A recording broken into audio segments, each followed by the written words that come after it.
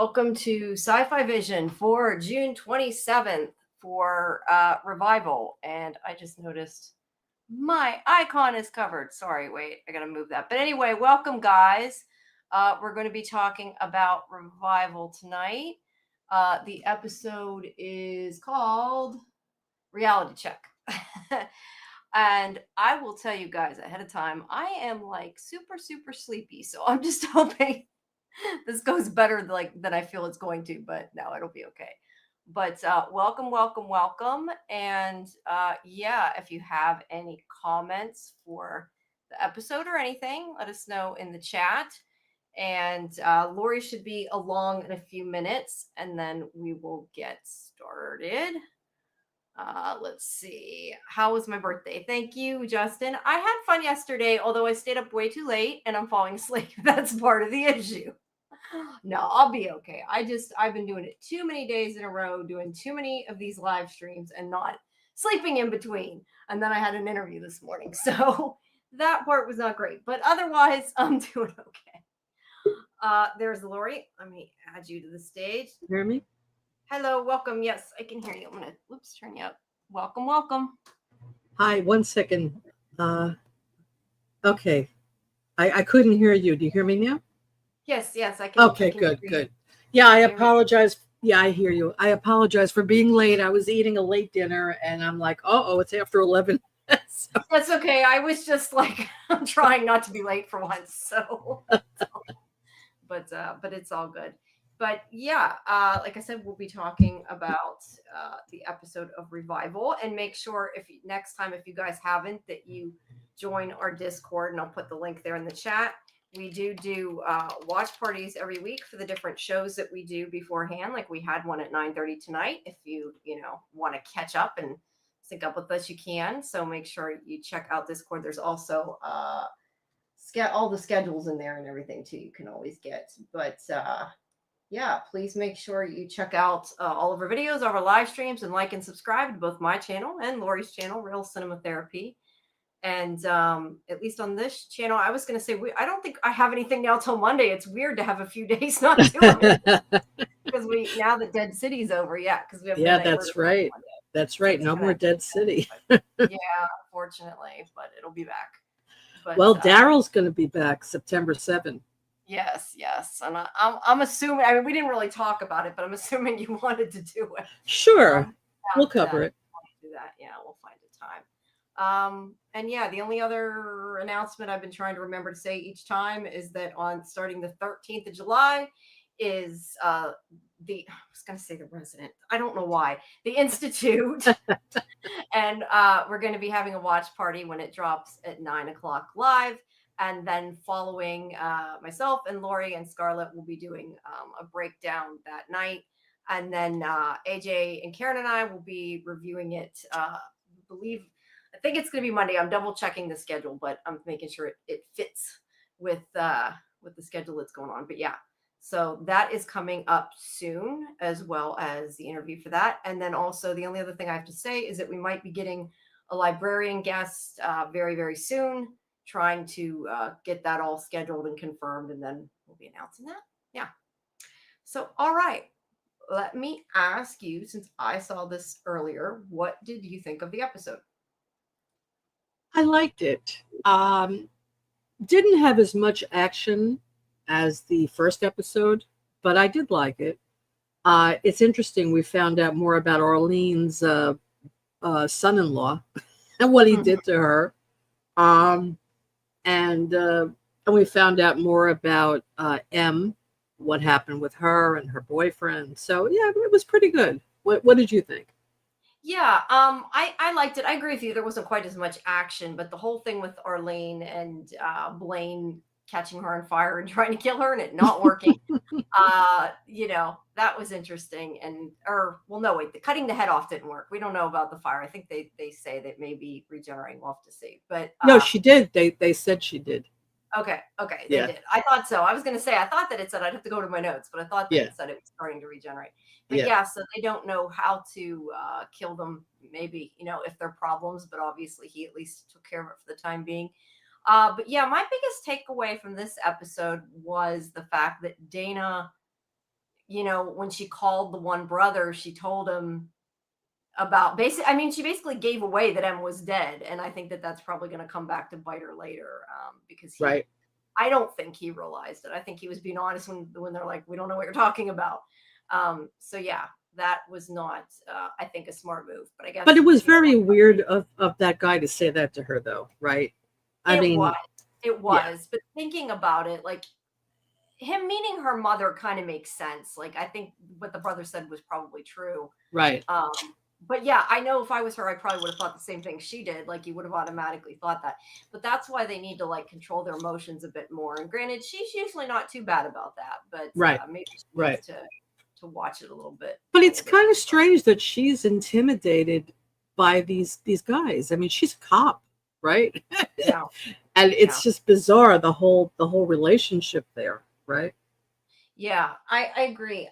I'm guessing that it sounds like they're kind of big in the town, and maybe the town in general is kind of, I don't want to say in on it, but I kind of wondered if like a lot of them were part of it, so they were afraid to kind of, because you know sometimes in shows like this when there's a drug, well I guess it's not a cartel here, but you know what I mean, like it's kind of a big, maybe a lot of them are in on, so maybe they're afraid to kind of ruffle feathers. I don't know, but yeah, I agree. She's a cop. You would think that she would maybe not be quite so afraid, and I would like to have seen her. I mean, I know she doesn't want to tell her father what happened to M, but I kind of would like to see him become involved, because I think he might.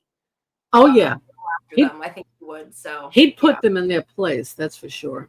Yeah, so I'd kind of like to see that. I guess we'll have to. I just didn't like when that one guy, I don't know his name, the one who lives with his mother there, and he comes down the stairs and he sees her and he's like really intimidating her.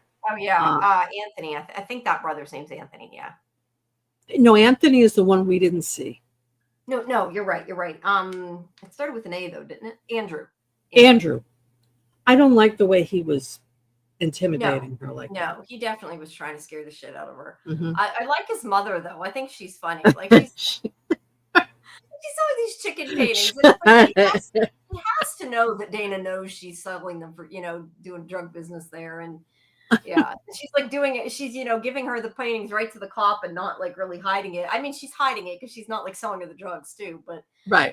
Yeah, it's kind of obvious. So it's what'd she say? She makes some joke about like she likes cocks or something. I can't remember. Yeah.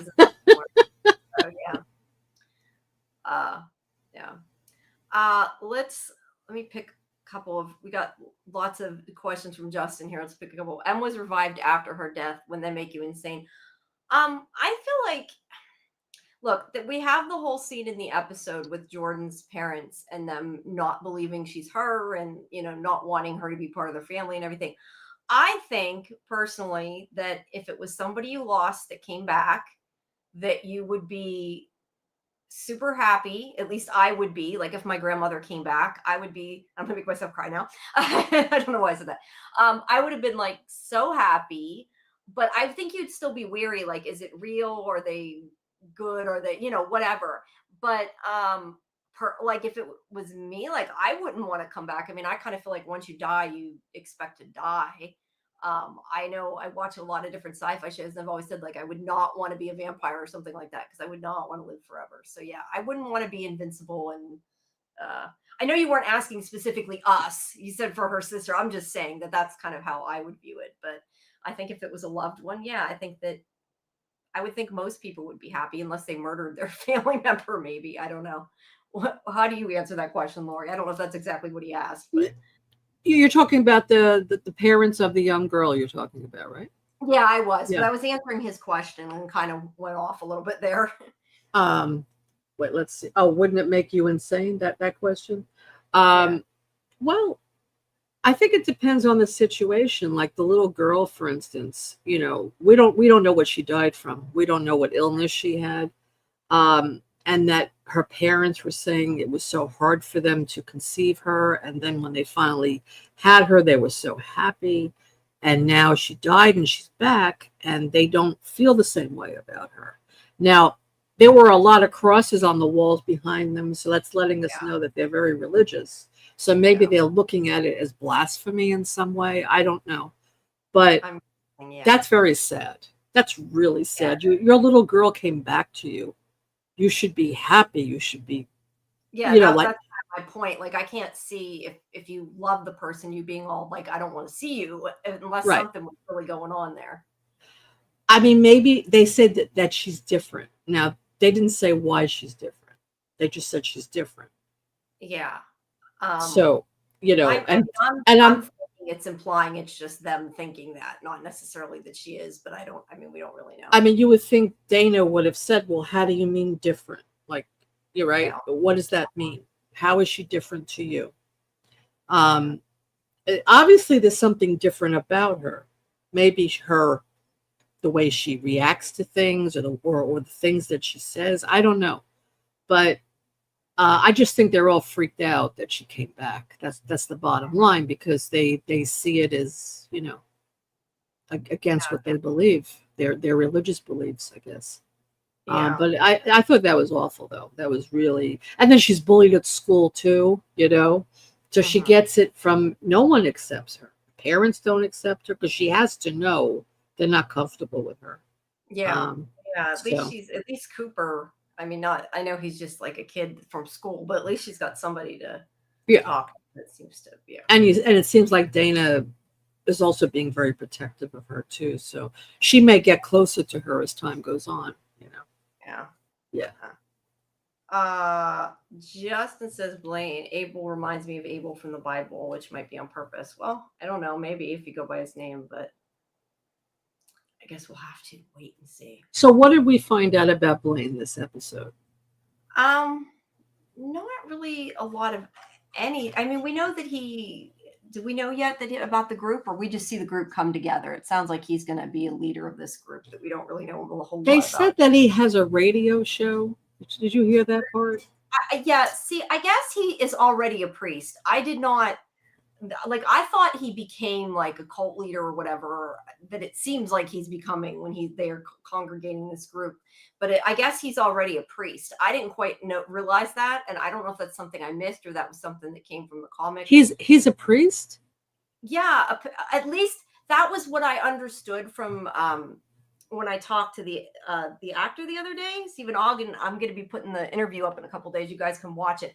He, though, may have meant more like what he interpreted. I don't know, but from what I got out of it, I took it that he was already a priest. And yeah, I was a little surprised, and I don't know if it's maybe just something they cut, something they didn't explain yet. I don't know, but because I didn't hear anything about him being a priest. Just that he had a radio show, and that he's involved in and that he's like leading a cult.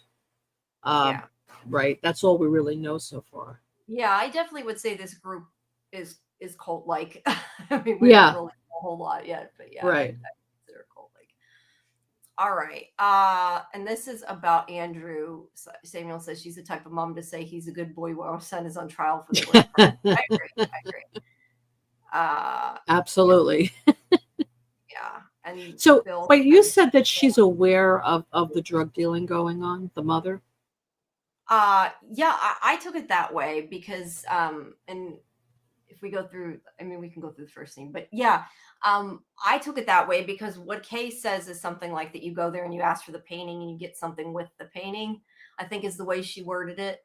Oh. What order determines what you get with it is what she said. Oh, yeah, I must have missed that part. Okay. Yeah. Well, why don't we, that's actually the very first scene. So maybe we should do this, and then let's just say hi to everybody. Hi, Kelly. Hi, Bill Chill. Samuel, Justin. Hello, everybody. Thank you for coming tonight. Doc was there at the beginning. Yeah, Doc, for being here. So yeah, welcome everybody. And let us know too, like what do you guys think of the episode? What are you guys enjoying it? Hi Kelly. I think I missed Kelly. Hi Kelly. Are you guys enjoying it? I'm curious what everybody else is kind of feeling about it, because I really haven't seen a whole lot of buzz about it. Not that I've been particularly looking, but I think the only person I've really talked to about it is you and AJ. It's been the extent of who I've really discussed it with. So I'm just kind of curious how people are liking it, because I really do enjoy it. So, all right. So we ended the episode with Dana going to see Kay. which is how it starts, but it shows it as a flashback. No, Justin, AJ isn't coming tonight. He's usually only on our Tuesday show. He just came for my birthday. He was being nice and he showed up. Bill says, I like the episode. We got a few answers. I wanted more crazy zombie old lady. Yeah, well, I don't know. Yeah, Arlene is, she is a crazy zombie lady, I guess. She is. Well, we find out why, right? Yeah. But yeah, I mean, she's still alive, so she keeps coming back. So we're going to see more of her stuff. Yeah, I think we might see more of her again. Yeah, we'll have to wait and see. But yeah, so it starts out with this flashback as Kay's telling her the story, and somebody said, I was going to say, Justin had said she looks like an evil Parisian in the thumbnail. That's funny. That's funny. She kind of does. I mean, she's got the beret, so yeah, I guess so. But she's telling this to Dana about what happened, and she's saying about why she thinks she's murdered, and she says, let's see, that it sounds like Emil just wanted the pills, but she says that if she had followed her lead, everything would be fine. That you order breakfast, lunch, or dinner chicken, and what you order determines what you'll get with it. That was what she said. So I have to assume that, I mean, I guess it's, technically possible she gets the painting and he gets the drugs, but I'm guessing she knows about it. Right. I would assume. But yeah, so M asked to use the bathroom and she actually snuck. Oh, sorry. But the mother said, "Don't wake up my baby." Right. Yeah. So when she said that, I thought she had an infant, She's talking about this guy. She meant Andrew there that's sleeping. Masterpiece chicken at the dinner table. That's funny, Bill. Yeah. Our paintings are a little different. Yeah. It's funny. Yeah. We'll see. But anyway, M asks to go to the bathroom and she sneaks upstairs and she steals his drugs. And not only does she steal like a little bit of drugs, I mean, she steals like a lot of drugs. Yeah. And I have to think that's kind of gutsy to steal them right next to him when he's sleeping, especially if this guy's so scary. I'm guessing she was probably really high at the time and didn't, really know so much what she was doing, maybe. Yeah. Yeah. So, how does she know where well, I guess she must have bought from him before, right? Yeah, that's what. See, but that's what I wasn't sure about. Did she buy from him before? Because she knew where to go for the drugs. I have to assume so because I don't know. Maybe some people would just go snoop around and look for drugs, but she seemed to know where they were. She seemed to know exactly where they're at, which is very strange. Because Yeah. if anything, he's not going to let anyone come in his room. He'd bring the drugs downstairs, right? Right. Yeah. So she may have seen him get them before, maybe. I don't know. Or it could just be that's sloppy and they didn't explain it. But I don't know. I tend to get the idea that the fact that she did this, she was probably really high and didn't know what she was doing. That's my take on it. I mean, I know they didn't say that, but like, would you really do? I mean, most people I would think would be scared to do that. So I don't know. Yeah. I don't know. Kelly said she thought it was an actual baby too. Yeah. So that was the way Don't wake up my baby. Yeah. Jeez, I think that'd be a full house, Justin. He said it should be me, you, Scarlett, Karen, AJ, Michael, Marsha, Roger, and Bill. It's a Brady Bunch. Oh, I good. think after you get about 4, 5 people, it gets really hard, and then also the sync starts going off. I think after a certain point, but yeah, that could be fun if it worked and it didn't crash. I don't know that we all watch. Well, I guess we all watch Librarians. No, I don't know. Do you watch Librarians? I don't know if you watch Librarians. No, I don't watch it. Because I was trying to think if there's a show we all watch. I don't even know if we all watch the same stuff. But yeah. But yes, it would be fun if it would be doable. I don't know. I remember that one time, I think you were on when I was on with Scarlett and Julie, and we had like a few guests at once, and that was like really hectic and everybody talking at once. Oh yeah. Mm-hmm. That was hard to deal with. Yeah.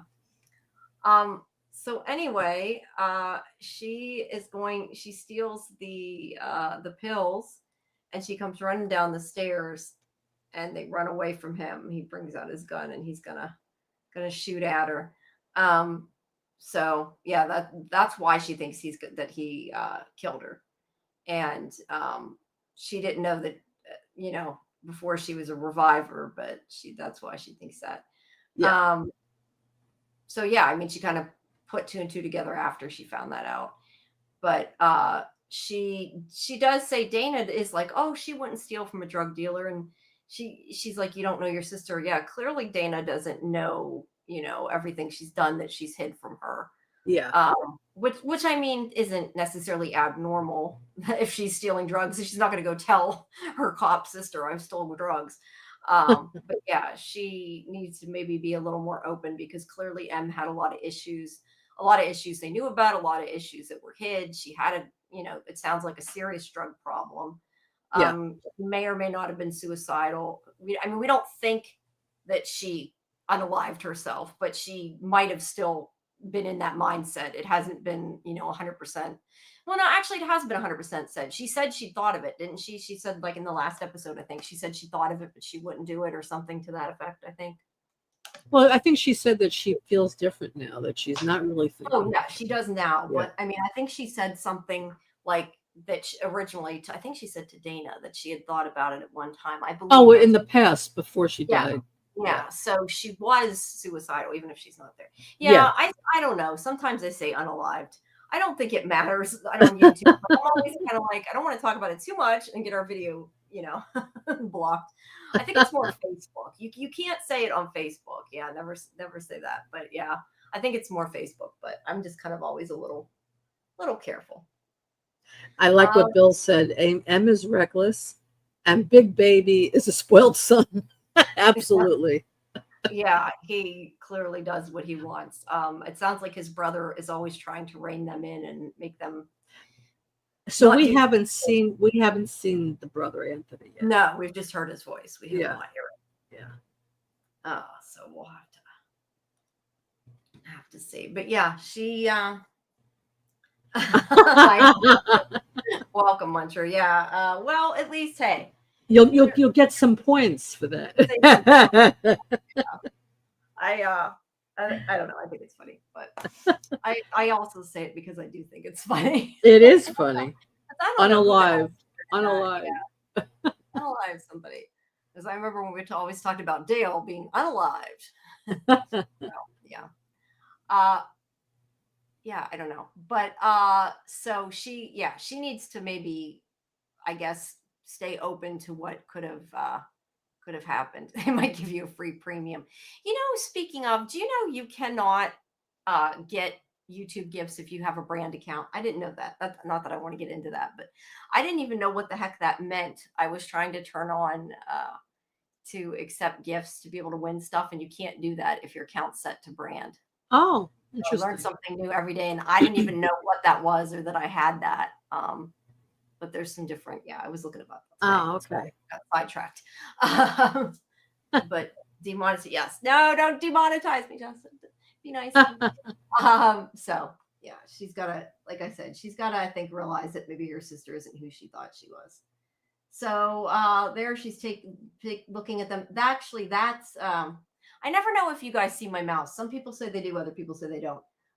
That's the other brother there. I think I'm assuming okay to say, because she's looking at the three brothers. So it's kind of given there. So that's Anthony, Andrew, and what was his name? The one she arrested? I don't remember what his name was. I have it there somewhere at the end of the thing when she arrested him. Let's see. Adam. Wait, let's see. Anthony's the one they call. Andrew is the drug dealer, and Adam is the guy that was arrested. Adam, okay. Right. Thank you, Bill. Jill. Thank you, Bill. Thank you, Bill. There, now we can keep them track there. The Dunn's sons. I like that. That's great. So let's see. And the Dunn's mother too. Yeah, that's true. That's true. I meant to take a picture of this. Whatever was on the ceiling, I don't know if that was like the gum from 4 or whatever. Yeah, I'm glad you mentioned that. It's water. It's water dripping from the ceiling. And yeah, I really gum before though. Do you remember when the gum was hanging? Yeah. What I really like about this is that every episode they show the water dripping from the ceiling, and this episode the water dripped into her coffee cup. Did you see? Yeah, So disgusting. They need it. They need their precinct fixed. But it Yeah, represents that everything is crumbling around her. Like work is crumbling around her. Her personal life is crumbling around her. And I just like the symbolism of it. And they're showing it getting worse and worse. That water spot is spreading, and yeah, there's more water coming down. So I thought yeah. that was cool. Yeah. You know, I'm trying to remember what it is. There's some show I saw that had a water spot, and I don't remember what it was, but it was something like evil, and it kept getting bigger and bigger. It was some sci-fi show I've seen. I don't know what it was though. I probably won't remember. Probably remember all of a sudden and be like, "Oh, that was this." I like Bills though. All the sons with A Yeah. names, straight F students. Yeah. Yeah. Yeah. What did they say? What the mother's name was? I was gonna say if her name was Arlene, it would I have made a think little. they did say. I don't remember them. They probably did. I just was wondering. I thought about it. Also, though, she drinks a lot of coffee, clearly, so Oh yeah. might end up drinking the drippy water. I don't know. So there is. I always forget his name, and I don't have it up. Deputy, I guess Brent Gunderson. He likes her, right? I don't. I guess maybe I hadn't really. I guess maybe I hadn't really thought about it, to be honest. Yeah. In this episode, it seems like he but was flirting showing a he little. likes her. Yeah. Yeah, maybe. I kind of feel like they're very this town, because it's such a small town, like they probably are all friends in each other's business type of things. I didn't really, but I guess it's possible. So yeah, don't know. Could be, could be, could be. All right. So Brent here. Did they change the name? Wow, that's weird. Hold on a second. Where did that go? I lost it. Yeah, I wonder if they do this sometimes, like where the stuff in Internet Movie Database is wrong. Because I had from my notes when I took it from before, it said Brent Carlisle, and I'm looking on Internet Movie Database now, and it says Brent Gunderson. So somebody changed something on there. I don't know whether they had it wrong or they changed it and it was different in the script or the screener or something. I don't know, but I had Carlisle there, so yeah, they changed that. But anyway, he thinks that they are going to be successful in finding Arlene. Let's see. Bill says the haunting of Hill House had a growing water spot. Oh wow. Maybe. I don't think that's what it was though, because I don't know if I've seen that. I'm not entirely sure. It's probably a trope they've put in a couple things. One probably ripped it off of the other, to be honest. But yeah, I don't know what it was that I'm envisioning. But yeah. So anyway, he thinks they're going to find Arlene, and he asks her why she's looking up the Czech brothers, which are the drug family that her sister stole from. And he questions about it having to do with Arlene, and she's like, no, it's another case. And so she's clearly keeping everybody else out of that case that she's investigating for her sister. But nothing, he says, nothing's happened since Revival Day. And this is where she says that I think Big Brother Anthony hasn't been around to tell them what to do, because he's stuck outside of quarantine. And she thinks that maybe he did something terrible on Revival Day and then he hid, which is obviously she thinks he killed her sister. Right. But that someone stole from his family, which we know is, her sister. Sorry, there we go. Okay, so let's see. So he does say about, is this why when you were saying about him liking her, he does say, oh, here I have a picture of my girlfriend. No, I'm just kidding. It's my cat. I don't know. I think he's just like a little. But he gave her. You notice he gave her a fresh coffee cup. He got a coffee for her. Oh, okay. Because he probably saw that he saw the water go in her coffee. Hopefully.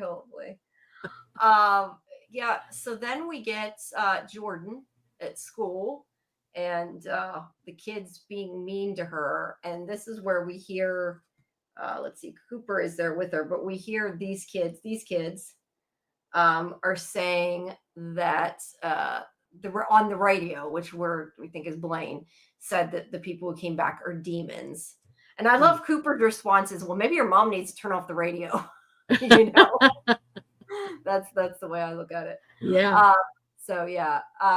But she's looking at I guess you'd call them prayers we miss you. She's talking about should she take him down or not. And he does say they were sad when she died. That's why it's kind of hypocritical that everybody's like scared of them. And that was kind of my point. Like, especially her parents, you would think, I mean, I could understand kids being scared, but kids pick up what their parents say, really, to be honest. Mhm. Um, Right. But yeah, people were so scared. Although, to be fair, I mean, I don't know that I wouldn't be scared. I don't think that I would ostracize people, but I don't know that I would necessarily want to be around them unless they were somebody I was like really friends with or, related to. Yeah. Yeah, But yeah, because I the would hope that natural I wouldn't treat them like shit. But no. I mean, the natural instinct, I think, would be to shy away from someone like that, right? But not bully them, of course, but just not deal with them, right? Mhm. Yeah, exactly. All right, but Cooper smashes him in the face with the locker. And he's like, "You're gonna pay, you reviver freak." He calls him reviver freak and said he's gonna pay. So then meanwhile, Dana here goes to, and I'll notice in the background, did you see the bottle trees? That cracked me up. Oh yeah, look at that.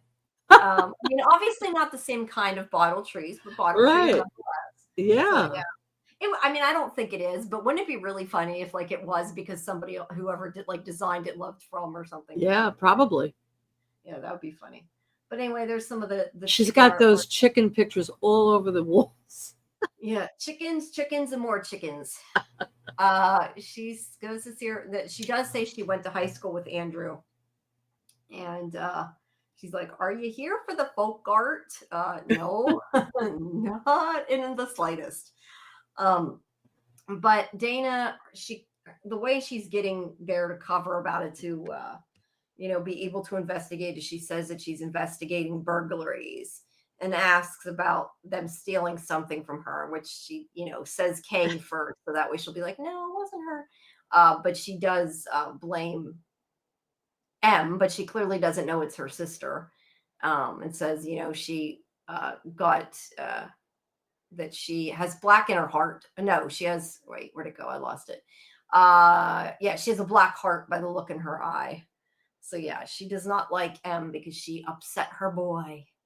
But then whenever Dana goes to leave, she's like, "Don't I get anything for helping you out?" And you're right, Kelly. She says, Squid pro quo. She clearly doesn't know what the wording is. Squid pro quo. It would have been funnier if like she actually painted squids instead of chickens, and it would Yeah. Squid pro quo. But, That's so funny. yeah, and I have to, and this is where So I'm let me saying, ask you: she gave her the picture. Did Dana have to pay her for it? I'm guessing so. I Yeah. mean, that was what I would assume. But I Uh-huh. was just going to say, you have to tell it's a really tiny town. Like, if somebody has the guts to like try to sell it to a cop and do that and be like, "Oh, I helped you with your investigation. Now you have to buy something off." Yeah, me." right. Really? So yeah. Wouldn't happen in Philly or New York City. No, definitely would not. Or they would arrest you. Bill says the bottle tree symbolism. Yeah. I'm trying to think, what do they even do? I'm not even sure what it like the actual symbolism is for it. I never really thought about it and hadn't really looked it up before. I just think it's a callback to From, maybe. No, yeah, I don't know that that's what they meant it of, but it would be cool if they did. I don't know. Don't know if the people are interested in that. But anyway, she agrees to buy the painting. Why doesn't she have chickens outside the house? That would be cool. Like if we saw a chicken coop or something. Like live chickens, yeah. Yeah. Maybe she likes to paint the chickens and eat the chickens. That's it. I don't know. The mom is nuts cuckoo. Yeah, I don't know, but I think whatever it is, she's clearly in on it. Clearly the Anthony is like the head of the operation, but she is definitely in on it. Yeah. What is that sitting there? I'm trying to, oh, that's another chicken. I thought at first that looked kind of like no, that's a chicken. Yeah, there's chickens everywhere. There be chickens everywhere. So then Andrew comes down and he tells her that it's for her kid, but he gives her this comic book. Now, Hack Slash is, I don't know if it's the artist or the writer, but whatever person is involved in the revival comic made Hack Slash. So that's kind of like an Easter egg there. I see. I do know that much. I have not read it, but I do know that much. So yeah, he says that it's for her kid. But he's, really, as much as he's giving her that, he's also threatening her at the same time. He says that it's about a hero who kills everyone who messed with their family. Back off my family, or there's going to be one more dead Cypress. Huh. And that is where she assumes that he is threatening that because he killed M, but he doesn't say that. She's just inferring that. So yeah, she just kind of freaks out and takes the painting from her. I'm not sure what all the colored balls are, but there you go. He seems happy.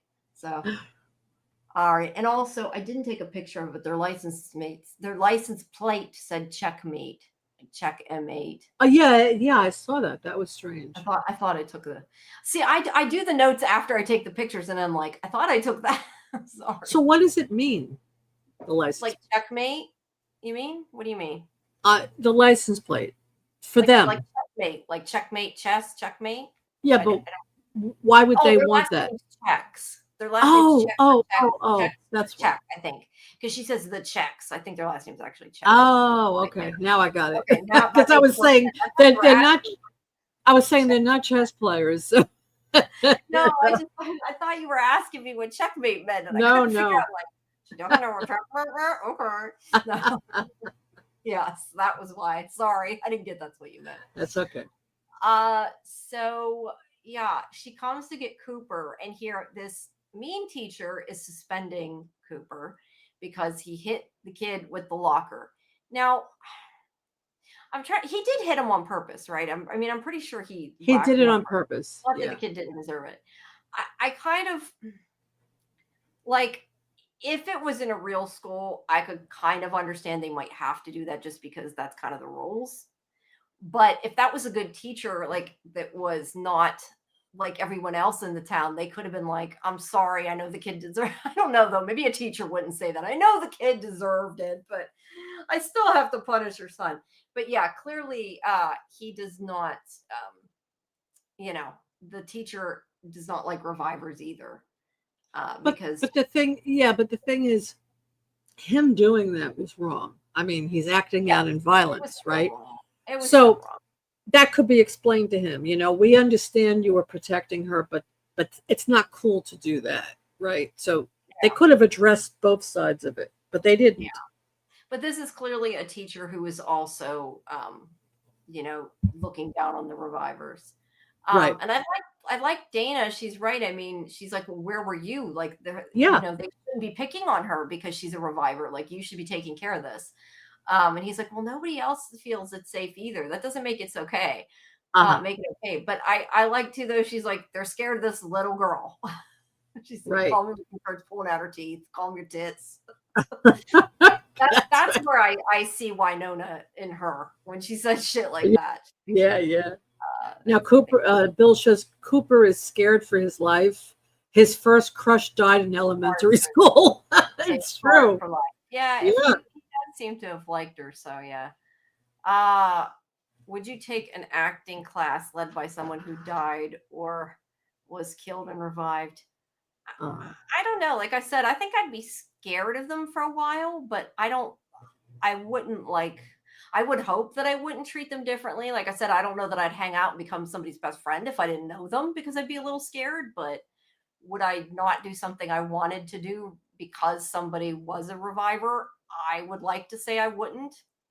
I don't know. Would I? I mean, I can't really answer that for sure, but I would like to say, yeah, if I wanted to take the acting class, I'd still take the acting class. I would hope, but yeah, I don't know though. In this little town, there's probably not many people teaching acting. No. Wausau needs some serious therapy. I agree with you, Bill Chill. Yep. Absolutely. I'll have to call in Laurie there. And they're talking about squid/squiddy games. Muncher's calling it, yeah. I still have not seen that. Eventually. You never saw Squid Games? No, I did not. I know. Let me tell you, the first season was great.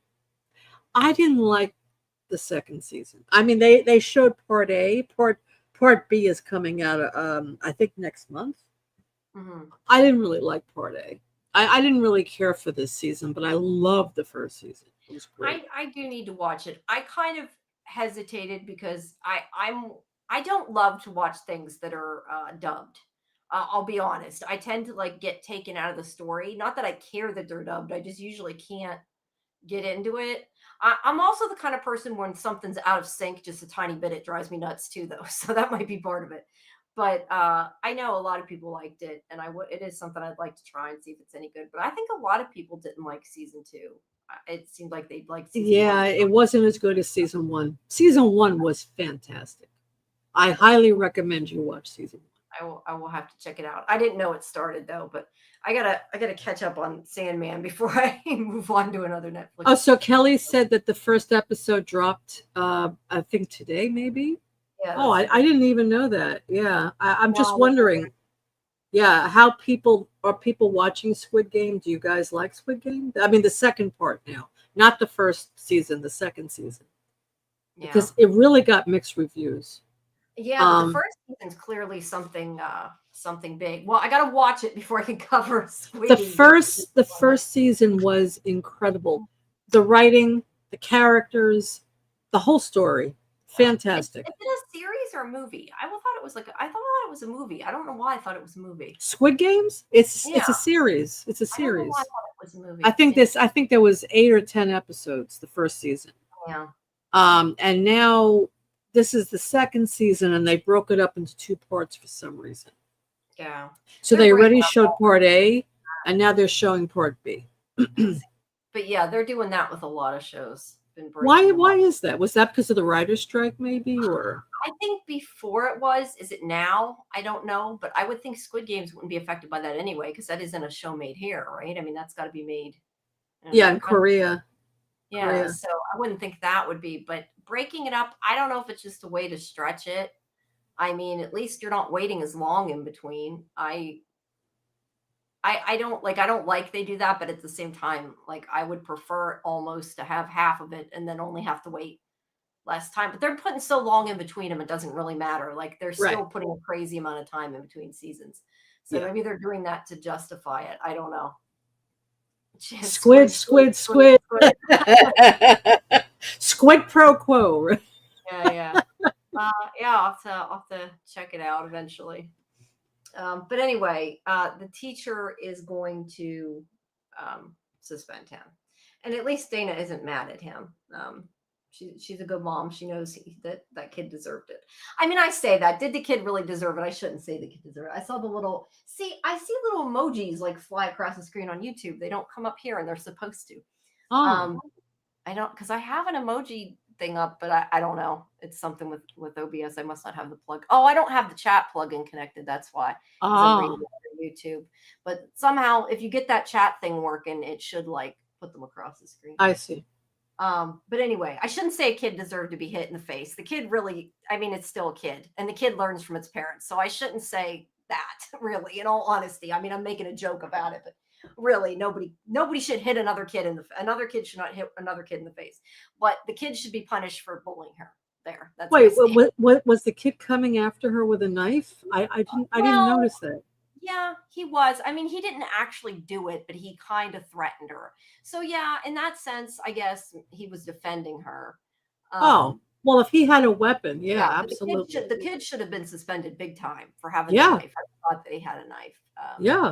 Yeah, because he wanted to cut her to see if he healed. Well, then I changed my view. He was justified in doing that. Yeah. I didn't know it was self-defense like that. Yeah. I forgot about that. How does it see? And this is a small town too, but that is a perennial problem. Like, how does a kid that age even get a knife like that? Like, I don't think it was a kitchen knife. Maybe it was. I'd have to go back and look. I don't think it was a kitchen knife though. I just kids can get all kinds of things, but the fact that the kid would carry it with him and maybe use it. Bill says it was a pencil. I thought it was a knife too. Was it pencil? Yeah. This is like the Mandela effect. We don't know. I have no idea. It was a pen knife. It's a combination of there you go. It's a pen knife. That's a good compromise. I honestly, it might have been a pencil. Now that he said that, I'm honestly not sure. But yeah, either way, the kid was not. The kid should have been suspended for what he did. Is my whole point. But yeah, violence doesn't solve anything. So they both were wrong, in all honesty. But you still watch a show and say he deserved. It's hard not to say, oh, he deserved it. He was mean. You know what I mean? But Yeah, yeah. did he No, really I take would it? think it would be some kind of pointy object, whatever it was, because maybe it was a very sharp pencil. I don't know. Pencil. He intended to stab her with it, so that's what matters. Right. He intended to stab A her. weapon. And Right. something. What the heck is that? Something I watched. Again, I remember like bits and pieces. I'm like, what was this from? Something I watched a kid stab somebody in the neck with a pencil. So yeah, you could technically kill somebody with a pencil if you stabbed Remember them in The hard. Walking Dead, Beth, she had those tiny little scissors on her, and Yeah, wow. she stabbed her in the neck with those tiny Yeah. that was Oh, ridiculous. hey, Rick went and bit the guy and ripped his Well, skin. he had no weapon. The weapon Oh, was I his teeth, right? Yeah. You can make anything a weapon. Yes. I just saw. Sorry, hey, Mike. I just saw his comment. He's talking about Squid Games, but I missed his comment by accident. Mike liked the first season. All right, so she goes to see this girl's parents, and I took a picture of the, Joseph and Mary statue, and Jesus there, just because it's showing they're clearly a religious family. Yeah. And Yeah. I definitely think that they didn't accept the kid, not because something was wrong, but just for the fact they're religious. I definitely think that's what it's implying. Probably. So yeah. So she talks to them. Yeah, look at the crosses behind them. Yeah, they have crosses, and this is where she knows they're yelling, and you can hear them yelling inside, and Jordan does say it's okay. They do that a lot, and she takes Cooper in. Now, I have a question for parents that watch this. I am not a parent, and I don't know, but I kind of feel like I don't know that at their like how old are they supposed to be? Because I question the fact that like these kids like stay over each other's house and they're going in the bedroom by themselves and it's a boy and a girl, and I don't know, I'm kind of like, aren't they kind of old to be left alone? I mean, I don't know, because again, I'm not a parent, but I feel like I don't know. Usually on some shows, or like you think about when you're young, they're like, you can't go in a room with a boy by yourself with the door, that kind of thing. I'm like, I don't know. I think under ordinary circumstances they would not go for that, but because the cop is there, she brought them. That's probably why they didn't say anything. Well, her kid is also the son too, so that exactly makes a big difference. But right. I just thought about that, and I don't know. I thought about it for whatever reason, and I'm like, no, you're right. Most parents would not like that. Yeah, it's but they clearly don't care right now what happens to her, so I don't think they're even thinking about it. But yeah. So anyway, they go off to play, and this is where they talk about how they prayed and prayed to have a child that they couldn't, and Dana says to them, you talk like she's dead. She's not, and she needs you. And this is where they say she's not our daughter. She came back wrong. Right. We prayed over it, but our Jordan, the one God sent us, is dead. And I like Dina's other explanation too, where she says, if she had been sick, or you thought you were going to lose her and you were worried about losing her, because we don't know how she died, but she's saying like, if you were always worried she was going to die, and I'm assuming she's talking about M, like worried, something could go wrong or whatever. Always, she was talking about M. Right. Yeah, and she's kind of like, if you were always worried that you were going to lose her and then you suddenly lost her, you'd be, thanking God that she was back and that she was a miracle. But they're not looking at it like that, which is how they really should be. Yeah. Now, I don't know. Maybe some people would disagree with that if they are Christian. I mean, I'm Christian. I would, like I said, I would not do what they're doing, but we don't know why they don't totally explain it. But Dana should have asked, what do you mean she didn't come back right? No, I mean, even if she assumed the reason, right? Like we're assuming the reason. There might be something that's different about it. No, you're 100% right. I agree with you. Like in Pet Cemetery. Pet Cemetery. No, Stephen King's book, Pet Cemetery. The cat died, and they buried it in a cemetery, which was used to be an Indian burial ground or something. And the cat came back. That's what the book's about. And the cat was different, though, very different. I don't remember why. I read it a long time ago. It was a good book. It was a good movie, but it came back different. So Yeah, I mean, if it was like Arlene, I could understand you maybe having an issue. no, I mean, but still, ask the question. What do you mean Yeah, she's should not the have. same? How does she She's come back different? she's also like she said, why is somebody scared of a little girl? I mean, other than like in a scary movie, people generally wouldn't be scared of a little girl, like excuse me, like that. But no, Well, I totally agree. She should have well, asked. if you have a child and you know your child and they act a certain way, and then they die and they come back and they act a little different. I mean, you're still going to love them as your child, but you might be a little freaked out, right? Oh yeah, you'd definitely be freaked out. Right. But they're like ostracizing her like the kids are. They don't seem to want anything to do with her. That's right. Right. Um, they seem to be trying to. Which is really sad. It's It terrible. is really sad. It is really sad. Bill says that those two are the worst part of the episode. They are. Yeah, they They're are. really, really sad. And I agree with you. They're probably followers of Blaine. They might be. They might be. I wonder if they ever tell us how she died, the little girl. They probably do at some point. Yeah, I don't know. I'm trying to think if I don't think they have yet, but I don't know. Okay. And Justin says she reminds me of 11. I don't know if you mean the little girl or the mother, maybe. I don't know. I don't think either of them 11 look from like 11. Stranger Things. Yeah, I don't think either of them look like 11 really, so I don't know. I mean, I'd have to think I think about he it. means a little girl. I'm assuming he does, but I thought maybe Yeah. I was wrong because I don't really. I don't see that where there's a Yeah, they don't look alike or anything. Or no, I don't think they do either. Yeah. And unless he means more like because she's well, but 11 acted odd. This girl really doesn't that we've seen. So yeah. Yeah. Yeah. But anyway, Dana does say that even if she isn't the way that you wish she was, she's worth loving. And I think that's the point. Like, even if she was, and you think about it, like, even if really it wasn't the same person and you'd have a hard time with it, but like, you don't just like abandon them, you know? Right. I think personality, not looks. I'm trying to think the way it has been so long since I've seen Stranger Things. The only thing I'm coming up with is she had her head shaved and she likes waffles, and that's what's sticking in my head right now. Well, she was a little shy in the beginning, I think. Yeah, she was. Maybe in that way, yeah. They're both kind of shy. Yeah, But the parents are really horrible. I mean, they are. this is They your are. child. You should be so happy she's back. They really Yeah, should. strange. I like that. I never thought about that. Cain and Abel. It's Blaine Abel. Yeah, look at that. So that makes me question, like, why name him that? Because you're right. That does seem like that was on purpose, unless they just were like, "Hey, let's play," do a play on words. But I think that I would take that there's something more to that. Yeah. Although for all we know, that might have been something that was in the comics that they isn't in the show too. It's hard Right. to tell. Like maybe he had a brother or something. We don't know. But his last name is Abel or no? I believe so. Yeah. Okay. Yeah. I don't know. I don't remember when they say it, but I do remember. Okay. So yeah, Interesting. he's kind of annoyed at these parents for, rightly so.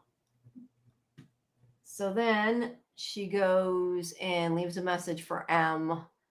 And see, this is the way she should normally, I think, be, and she'd get further, and her father needs to do the same thing.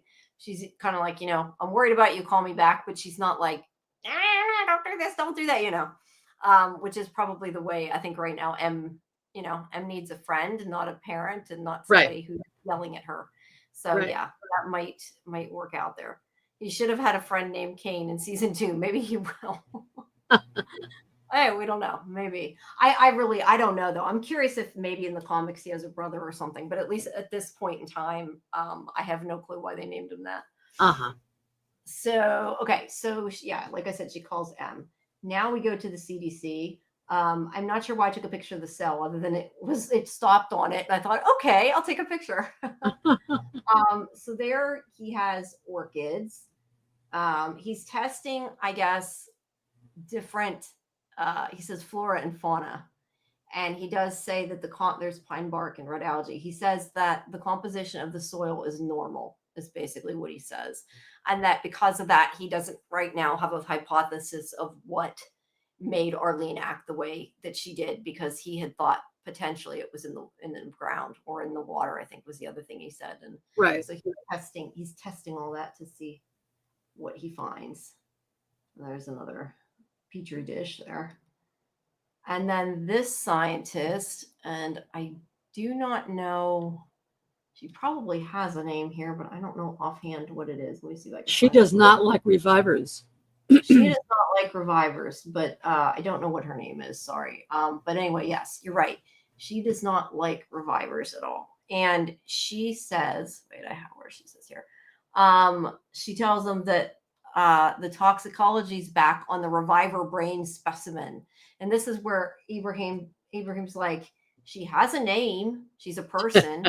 And yeah, and that's where she says, well, no, she was a reviver or killed her own daughter. So she doesn't look at her as like a person.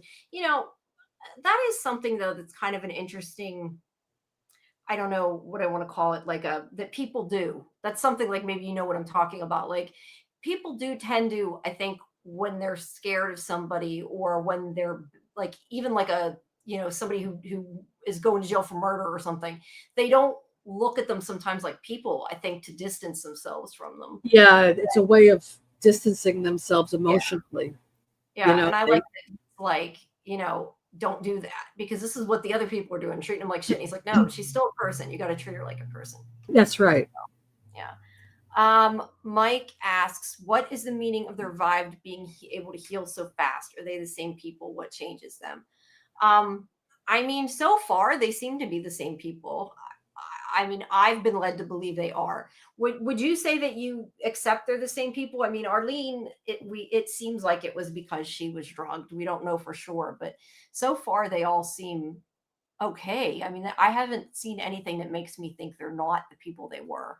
Well, I mean, that is certainly something different about them. Like Mike said, if you think about it, if you get cut, you're going to bleed and you're going to have a wound, right?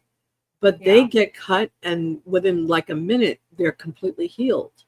So that does make them different from us. If you mean it in that way, yes, they would. And I think it would change them as people too, in the sense that just like she's being so reckless. Thinks she's invincible. So exactly. That way I think they're changed. But are they the same people inherently? If you're asking it in that sense, I think they are. But we don't know that really. No, we're guessing. And I'm saying that's what I've so far been led to believe I'm going by. Because don't forget, M doesn't remember a lot of stuff. No. And maybe that's because she was on drugs, so she doesn't remember doing or saying things. When she took out that sketchbook, she doesn't remember even drawing those things. Yeah. So we have to wonder what happened that her memory is affected by it.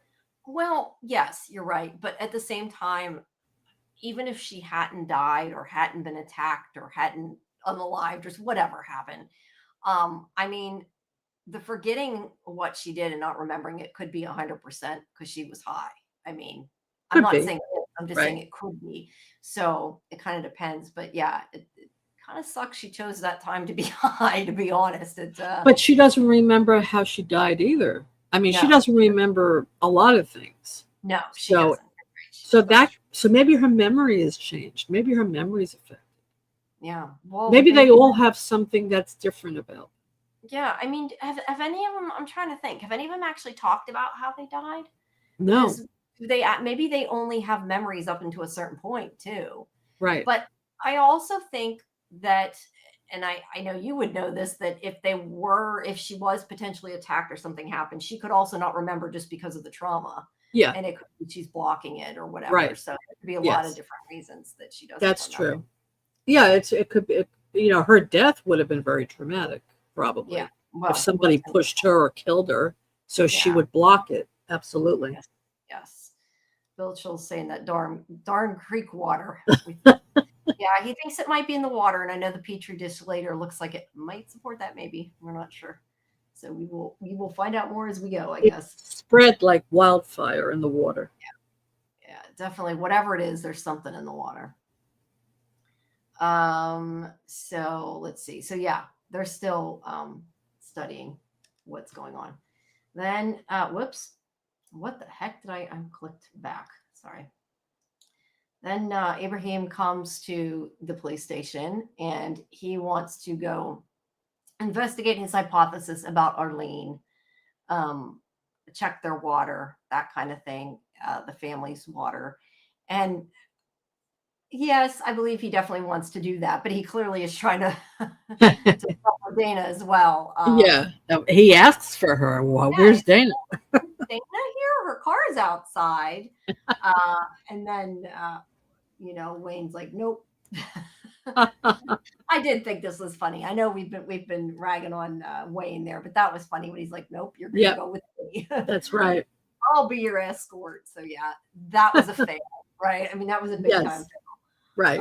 He's gonna go with him too, and I think their last names are Dittman, I believe, or something like that. I think it's Dittman. I wrote down. So basically, he survived the husband. I thought he died in the barn. I did too. Whoa, you still there? Can you hear me? Yeah. Oh, Yeah. okay. Because I saw it go black all of a sudden, like it was loading. I didn't know if that was StreamYard or me, or it looks like my Wi-Fi signal isn't super strong right now. Yeah, you froze. You froze for a second. Yeah, it's probably the weather. It has been storming today, Okay. so there is a possibility I could lose internet, but hopefully it'll stay strong. But yes, I thought he was dead too. They didn't really say, but we just assumed because he got thrown across the room. Yeah. Which was I think a pretty good assumption. But yeah, he goes to their house and he starts asking them about the water. He wants to know if they're on a well water. We would be the unlucky ones that have well water. I hate well water. It smells and it tastes like shit. This is why I drink expensive bottled water. I can't stand it. And it ruins your hair. Yeah, sorry. Just wanted to complain about our well water. But anyway, he's trying to find out about stuff. And the guy's like, you're not going to find anything. Which really, in that instance, I'm thinking kind of maybe should have picked up the guy was like, oh, there's nothing to find. Like, how would he know it's not in the water, right? That guy knows nothing. And he's pretty defensive.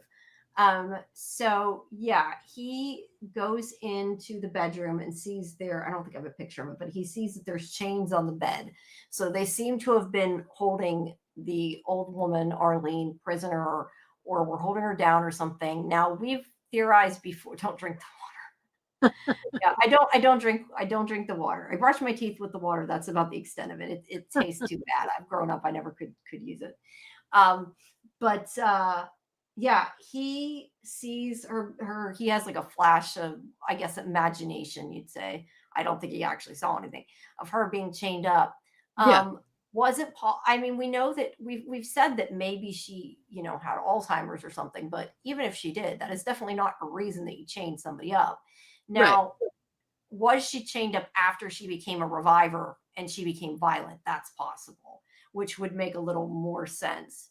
But he does see that there's drugs there, and he is kind of wondering if maybe somebody did something, and this is why did he actually take a sample of it that he says that, or is that just he did. It took that bottle there.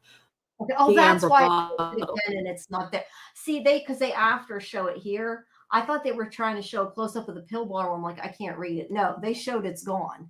That's why they showed it. And I didn't realize it until just now that you said that. Yeah. So the son-in-law resented the fact that his wife, and we see that in the funeral, that scene in the funeral, that was horrible what he was saying. He's reading a eulogy about his wife. He's like, she didn't want to have sex with me, so. Right. She didn't fulfill her duties as a wife because she's too busy taking care of her mother. So, and he didn't like that. So he purposely poisoned the mother, trying to kill her, and he did kill her. And in the process, it made her go nuts, go crazy. And then he would chain her down to the bed because she was violent. So she died that way. So she comes back and she's like that because you can't change what you used to be. I kind of question if the wife knew that he killed her. Do you think? I mean, we'll never know, but I'm just kind of like, I wonder. It's really strange that she'd be chained up and her daughter wouldn't know about it. Well, that's why I'm saying, I'm guessing, I don't know. See, you're saying you think she was chained up before. I think the chaining up might have been after she was a violent reviver. That might have had nothing to do with Oh, you may be right about that. Yeah. Yeah, because the way they show her again, he's imagining it. Like he hadn't seen it, but we see her like thrashing around on the bed, and I Yeah. just wonder like it might have been after they were scared and they didn't know what to do. And to be fair, if revivers were real and I had a family member that was violent, I would not want to turn them in because I'd be terrified of what. Like I'm saying, like there could be a reason. Like I know he didn't care about her and he didn't love her, but I mean, like in all honesty, if it really happened, like I wouldn't want to turn her into the government or into the Uh-huh. police. That Right. might be kind of the safest thing to keep her there. And not that you should chain somebody up. I mean, I'm sure there's other ways to go about it, but I'm just saying, like there could have been more to it that we haven't. Oh, yeah, I agree. But Jamie, think about it though. She may have been like that before she died because that's what Could they have were been. saying.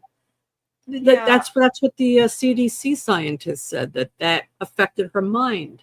Well, whatever he was giving her, not yeah, the only did drug it kill her, it affected her mind before she died. So she was like that before she died. maybe. I'll have to when we get to the notes. I'll read exactly. Yeah, no, What it so had. that she was I don't like remember. that. So Maybe I you're right. think I don't remember she saying was that. probably chained up before she even died. Maybe I don't And they know. were and for the same reasons that you're saying. Maybe the daughter didn't want to turn her into anybody, so they just Yeah, kept her chained up. yeah. I Yeah, don't know. It's awful. I have to wonder though when they do something like this, like if they have other scenes they cut out, because you have to probably. think of like all the trouble they would have went to film like that scene that was literally like 2 seconds that kept like showing her that he saw. Yes. Like that scene probably took like an hour or something to film or more, and they set it And up. like you said, there may have been a longer scene and they cut it, and it may have been part of the plot and they cut it Yeah, out. yeah, it definitely could have been. But anyway, he gets caught snooping and he lies and says, "Oh, I'm just looking at your horse picture," but clearly he knows he was snooping. And the And that guy, was the horse that died in the first yeah, episode. yeah, that Arlene That ate. was the horse that Arlene ate or bit. Another Right. reason that he hates his mother-in-law, Yes. Yes. He his said horse, that was his horse, his favorite horse. which I could Yeah. understand him being upset she ate his horse. That I get. Uh-huh. Uh-huh. Maybe not enough to chain her up and poison her, but I could see him being upset. But he does kind of Yeah, threaten but the. wait, I'm sorry, back up a second. Why would she want to bite a horse? I mean, I think that uh, was just her being messed up. Honestly, I don't know that there was a reason, was there? she didn't eat it, she just bit it. No, I Right. know. I just said eat. No, no, I'm just clarifying it. She No, just yeah. bit As it. far as I know, she like bit it or chewed on it or something. I don't think she actually ate it. I think she just. But They you might see have that, been trying to make it like a zombie type. yeah, that's Kind right. of But so event, I that's a guess. plot hole. That's a plot Yeah, hole it is. It because is. they lead you to think it's a zombie, but actually she's not a zombie. So She's not. it's very My strange. my understanding is that when she became a reviver, she became violent, and because of the drugs, and also that it seems like they maybe have extra strength. So I don't know. I know that the comic book, I think when I was looking up stuff, I think the comic book is different in some of this, what things that happen. So it may be something that changed in translation, because there was something about like they cry blood or something, and, Hmm. and that is in the comic I saw when I was, and I don't, I mean, that still could happen, but we haven't seen anything like that happen. So I'm assuming they're not putting it in the show. So I don't know. There could be like maybe different side effects of being a reviver, but I assume she was stronger. And also she could be stronger because maybe she doesn't feel pain. I mean, she can't, she grows like everything heals. So maybe she like is just extremely I don't know. I think it I was just it was a reviver. see my interpretation of it is that she is different. I mean, she was violent. Oh, she was definitely different. Yeah. She's different. I mean, she was probably a little violent before she died, but she's even more violent now, and she actually is very strong. I'm sure she Mhm. wasn't strong like that when she was No, alive. no, So no. she And that's what definitely that's is the different. revival thing. But it can't just be her that's different. They all must be different in some way. We just don't know how yet. I guess it's possible. I guess you really wouldn't know unless they like attacked you, maybe. Um, Or the person just is very different from who they used to be. yeah, but they could definitely be like stronger. That would make sense. But we don't. Yeah, we don't know yet. Yeah, we don't know enough. But yeah, he took the medicine to test it. And then we switch to hold on, let me get it to M, who slept over at Rhodey's. And he says that she needed rest, but he says darkness weirds me out, feels like we're reliving my death. So I guess he doesn't sleep in the dark, is the gist of that. Right. Yeah. So she starts asking about how he died. And he tells her the story about, at first he says, "Did you hear about the guy that jumped into the lake and died because he was rescuing a little girl?" She's like, "Really?" He's like, "No."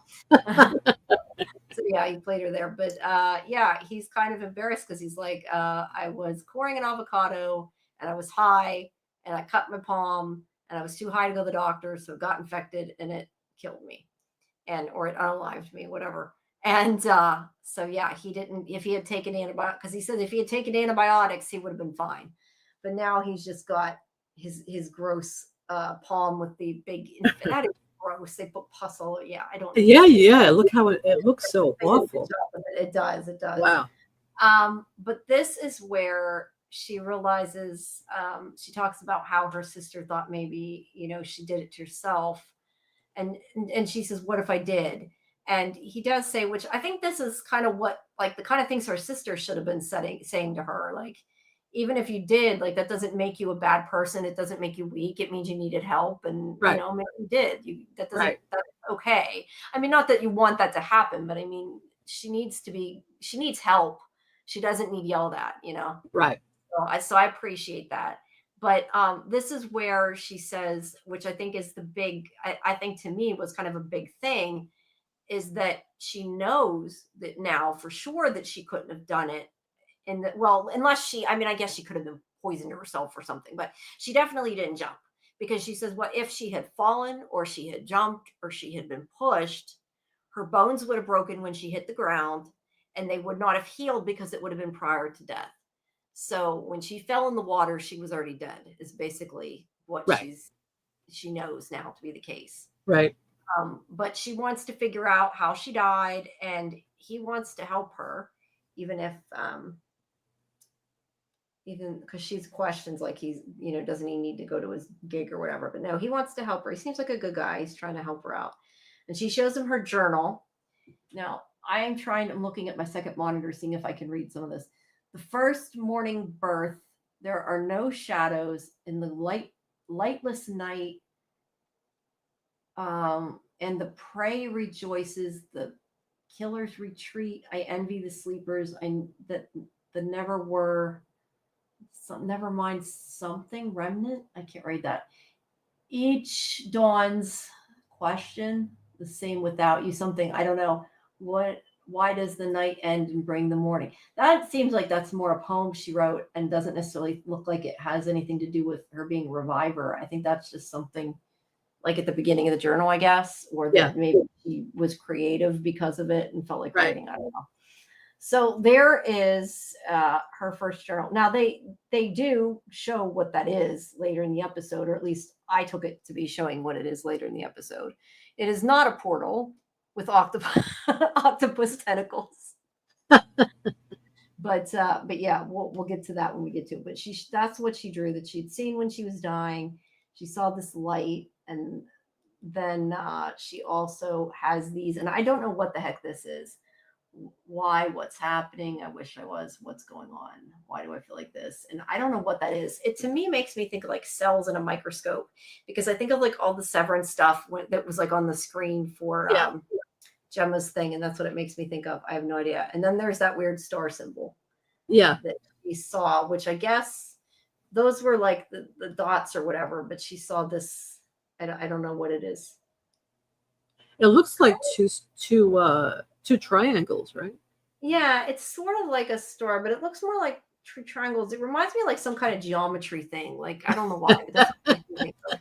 So yeah, but there she drew it. And I don't know if those little things are like sparkles, or I don't know. Like I said, it looks like a geometry thing to me. Okay, what is the glowing light I keep seeing What is happening? Did I really see a UFO? I wish I could remember clearly. And then I can't read it and I can't read it.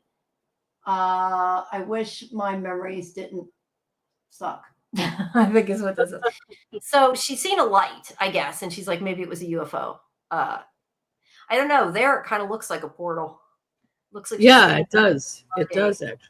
Right. So kind of cool. I like that she like glued the notebook paper, or at least I'm assuming it looks like she glued notebook papers to it, as opposed to writing it right in the journal. So it's kind of cool. So meanwhile, Dana goes up on the bridge there. She's still trying to figure out things. Oh, I skipped a part here. He did say the other thing that he said was where'd it go? Maybe that's later. He says something like, just because you broke doesn't mean you're broken, but I don't think that was there. I think that might have been later.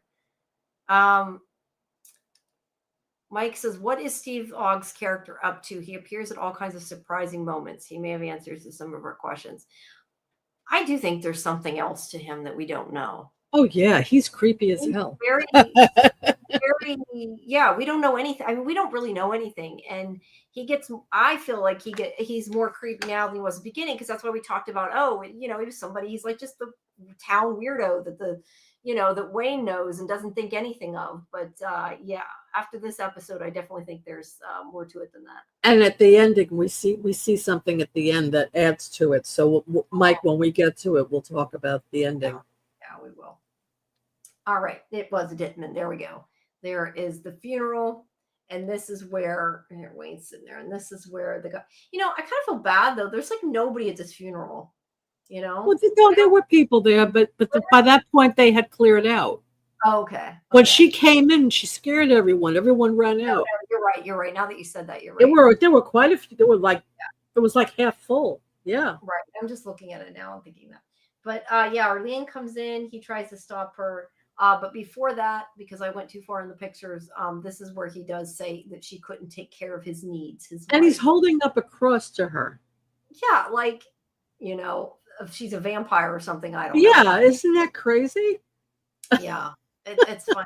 It's definitely crazy and definitely not going to work. But she grabs him and breaks his neck. And she goes over and she lays in the coffin. This was really sad, this scene. Yeah, that's what I think. Like, okay, before she wanted the baby, I think maybe she was confused. But now I think she just wanted to be with her daughter. That's all. You people, I mean, yeah, she's been violent. I mean, she definitely can't be somebody that you could just like leave alone to be out. She killed her daughter. She didn't mean to, but she did. But I feel like she doesn't I mean, I don't know. Personally, I think maybe she doesn't know what happened and doesn't understand what happened, because it seems like that's what she's after is her daughter. And I think she must know that she did it, because she knows she's dead and she came to the funeral. But when she was in the hospital and she picked up the baby, that was her daughter that she had her, that was her baby. So she's missing her daughter. So here she comes and she gets in the coffin with her, and that was so sad. And she was like crying and talking to her. Yeah, coming to think of it, I was thinking she purposely killed her daughter. She didn't. She threw her out of the way and it killed her. She landed on a hook. Right. So yeah, she may not have meant for that. I don't think she meant to kill her either. So yeah, that is really sad. But yeah, she climbs in the casket, and I kind of feel like maybe you could have just captured. Oh, and I just want to say something else. She's not aware of her own strength, because now she's different. Yeah, so when she threw her daughter, she didn't know she was going to fly 12 feet down, Yeah, that's with true. Such force. She is acting different. Although she did just kill her son-in-law, so there's that. Which her son-in-law with good reason, but you can't. I think she deliberately killed him. Now she deliberately killed him. Yeah, because she knows because she probably realizes that he's the one that killed her. But I think that I just think that she is different. Okay, she's violent. She was violent before she died, but she's even more violent now, and she has superhuman strength now. That's very different. Dangerous. My question is, I don't know, like, what do you do with that person? Like, they clearly have to put her in some kind of, I don't know, institution, but you don't want to, I mean, you can't just kill people, but they can't kill her anyway. So I guess really, I mean, really, if they're Well, that they have to strong, lock her up you somewhere. would have to lock her up. And I mean, you would do it without chaining somebody down. You could put them in a cell, They but could put her in a cell and, or you like a know, mental, some kind of, yeah. therapy. I don't know. I think she needs more than therapy. Well, they need to observe her. You know, they need to have her in a place where they can talk to her to see if she can respond, if she's able to understand what they're saying. Yeah. They have to observe everything about her, you know? Yeah. No, I agree, but they're scared. So yeah, Blaine just goes in there. He's chanting. This was really weird. Okay. Well, we'll get to it. Go ahead. Yeah, it says, I condemn you. And he throws, I thought he was throwing water on her, but that's what I thought at first. I thought it was holy water. Gasoline, because then he lights the fire and watches. But we didn't actually see him light the fire. All of a sudden he had fire on him and he threw it, right? We threw the candle. See, there's a candle.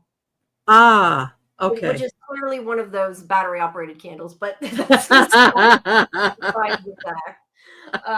have a lot of those. I like this. But yeah, he throws the candle on it and it catches fire. Uh-huh. So yeah, he definitely did it. And Wayne just kind of stands there. I mean, I don't know what he was going to do, but the fact that Wayne just stood there and didn't do anything, I don't know. I kind of take issue with, because he's supposed to be the sheriff, and he's just like he probably should have tried to put the fire out. Yeah. Even if he's scared of her, like she's burning to, well, she's not burning to death, but especially somebody who can't die. I mean, that's like got to be painful over and over again as they keep coming back and don't die. So yeah, I think he was in shock though. Yeah, no, I know he was. He was in shock. This is where the CDC, the girl from the CDC, says that she's. Oh, but wait a minute. Let's go back to that scene. Wait a minute. Sorry, go ahead. I moved on too quick. So, what is he doing here? He's trying to destroy her because he feels she's evil, right? Yes, I think that group thinks that they're evil because they came back to life, that they're demons or something to that effect. Yeah. But how was he involved with them? Like when she had the baby, remember? And then all of a sudden he has the baby. Yeah. They didn't explain that. I think that might be sloppy writing. I think maybe he was following her, I guess, but why would he have a reason to? I don't know. That's right.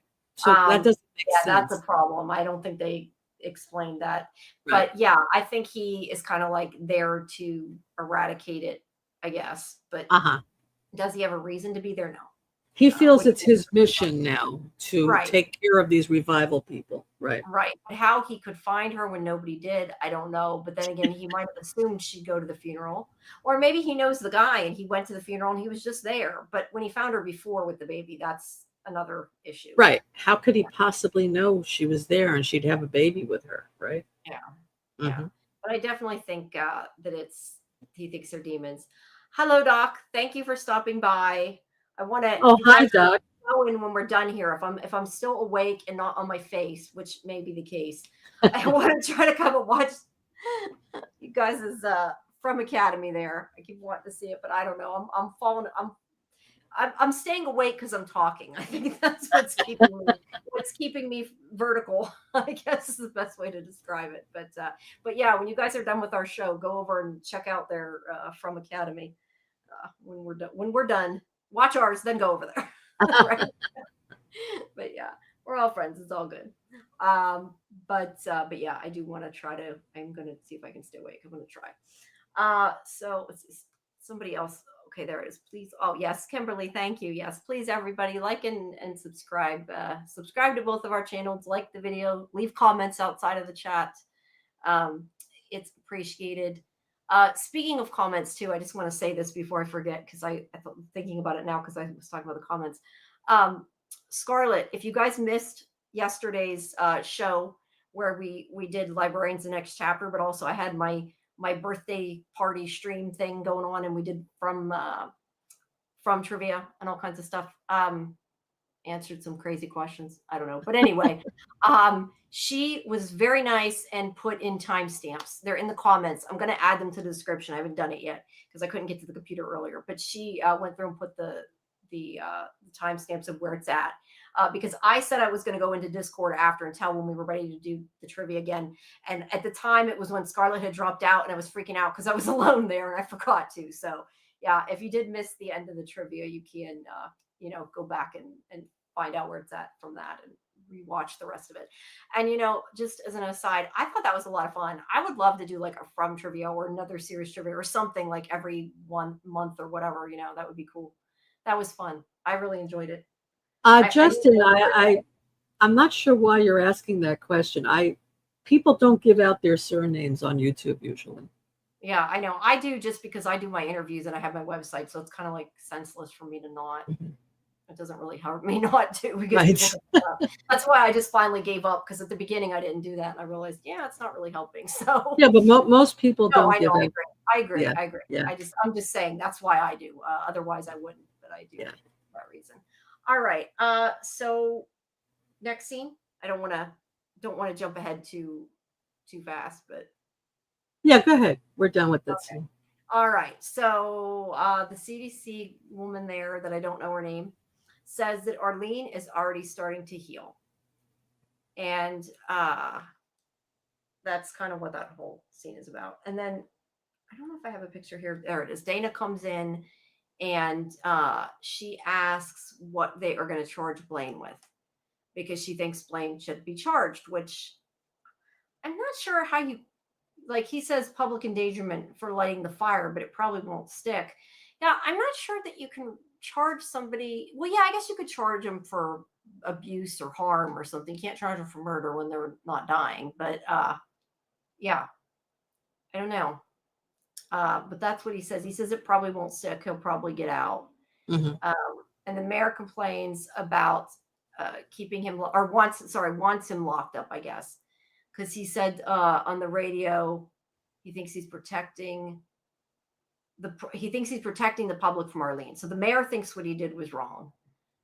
Which, lighting somebody on fire probably isn't the best way to get rid of them or the most noblest way to stop them. But Wayne does say, says, well, he stopped her, I couldn't. So yeah, but I don't know. I kind of have a problem that he's like, it's okay that he lit her on fire. It's not really. I mean, like I said, I don't know what you do to stop her, but you don't light somebody on fire. No, not the nice thing to do. Well, he was shooting at her, but obviously that wasn't going to stop her, right? Working. But no. Can you, like, I don't know, used like gas or something to knock her out? You don't got to like make her hurt. You know what I mean? Because that's why I said that'd be torture, especially if you're coming right back to life. I mean, fire is supposed to be like one of the most painful things there are, one of the most painful ways to die. Like, to have to go through that and then like heal, that would just be awful. Well, then she also got her head lopped off, so part of it. So yeah, but then you have to wonder how much pain does she feel? I mean, I don't know. I must have been very painful at the moment, but then at the moment, yes, but I'm sure it doesn't tickle to burn alive. But yeah, she seemed to it hurt when she pulled her tooth out. I don't know. They didn't really say.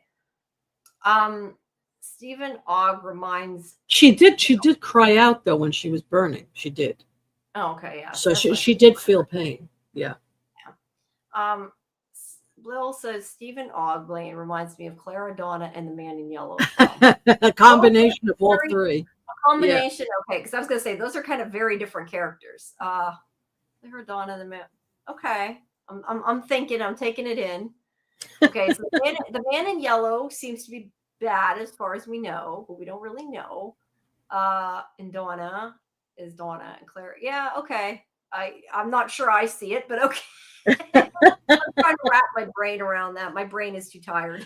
Clara, yeah, why Clara? I could see Donna and the Man in Yellow, but why Clara? Clara was kind of like. Oh, you could throw Victor in there too. Yeah, no, well, Clara was kind of like I don't want to say exactly mysterious, but Clara was just kind of like hanging around and didn't really necessarily do anything. I can see it now since he is doing things now.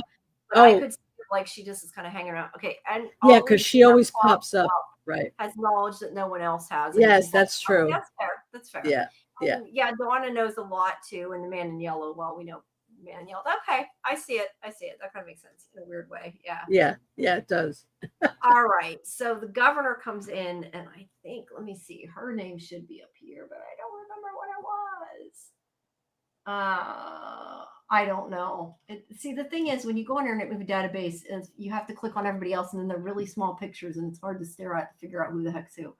So, apologies. I don't know her name. The governor. I'm just going to say the governor. I didn't write it down, so she's just right. Okay. So the governor comes in, and hold on, I lost my picture here. Okay.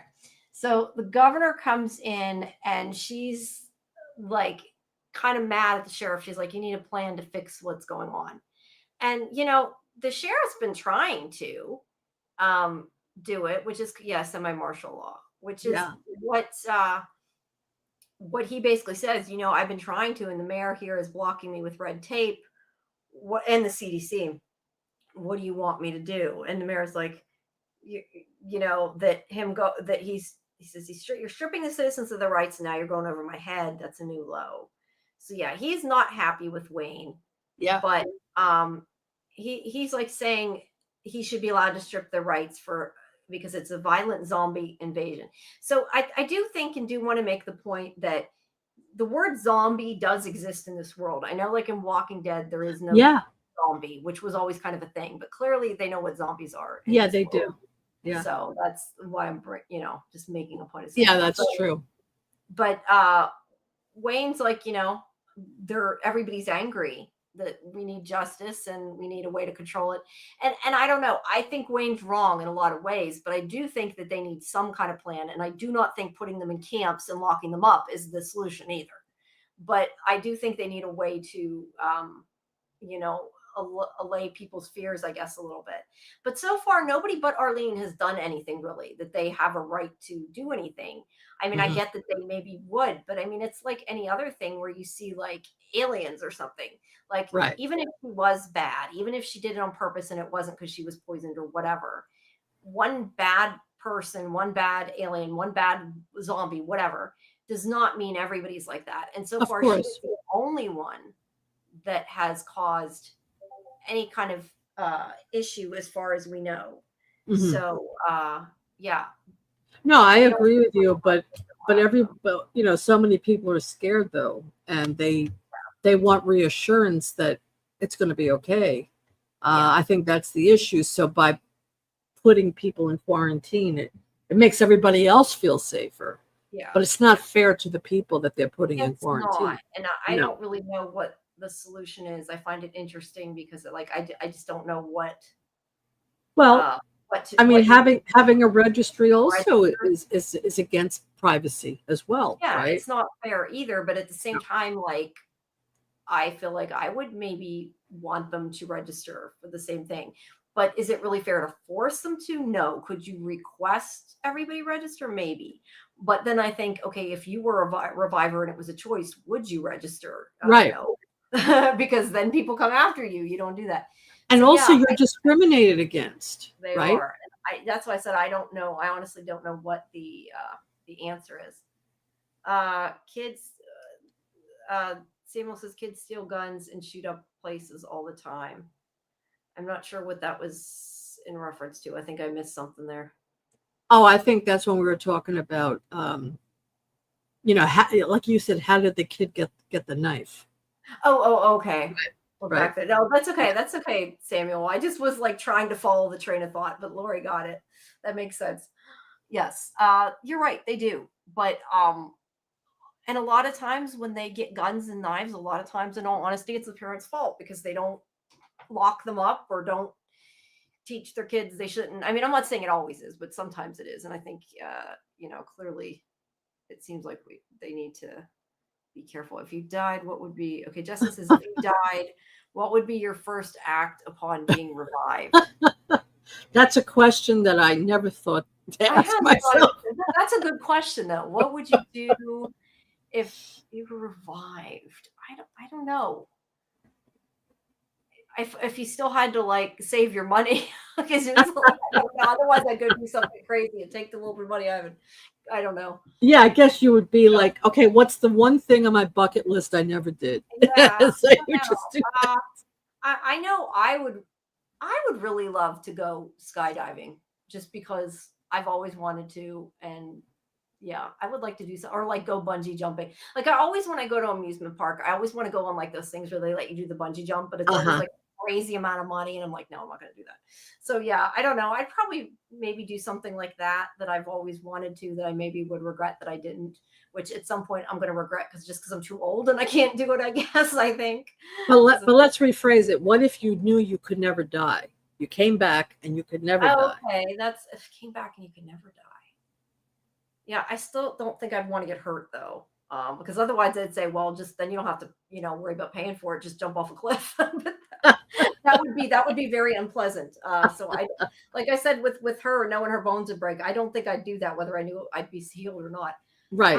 You don't I want to don't know. feel I that guess I pain. would probably though do some kind of like thing that's fun, that's extreme. I'm like don't do because it's dangerous, or don't do because of like I can't click. I don't like I love to skate, and I'm more careful now because of the way I have problems with my feet and like after hurting my legs. So I would like do stuff probably like that maybe I can't do because I'm more concerned with I might get hurt doing. So in that sense, maybe. But like I don't know that it would be something super like I said, I don't think I'd jump off a cliff, but I don't I'd be off for all types of shenanigans. I don't know. I hadn't really like thinking about it on the fly. I don't know, but yeah, I Yeah, don't I know. mean, I'm not a thrill seeker. I mean, I'm not someone that likes to, you know, do adventurous stuff like that, like what you talked about. Though I jumping never out of a plane, I'd like to. I haven't. jumping out of a plane would sounds interesting, maybe, possibly. Yeah, Or I've going always. up in a balloon, maybe. Maybe taking a balloon trip. I have been in an air balloon or a Yeah. hot air balloon. Yes, Oh, I mean how it was wasn't it? super high, but I've been in a hot air balloon. Yeah, actually twice. Wow. They had at a like a at like one of the fairs they had like a balloon you could go up, Wow. and they took you up around. But also I was in this little sort of personal balloon, I guess you'd say. You like sat in at my college. They always had at YSU. They had like at the beginning of I'm trying to think of the right wording for it, but like when the freshmen came in, like they'd have like all these different things going on, all these different events and stuff. And they had like this little hot air balloon that you sat in, and then like they let it go up and they brought it back down after it didn't go real high. But so yes, I've been in two hot air balloons Oh, actually. wow. But the first one at the fair was like a regular hot air balloon. It just still didn't go super high. But yeah, that I hadn't really thought that is kind of something unique. Uh-huh.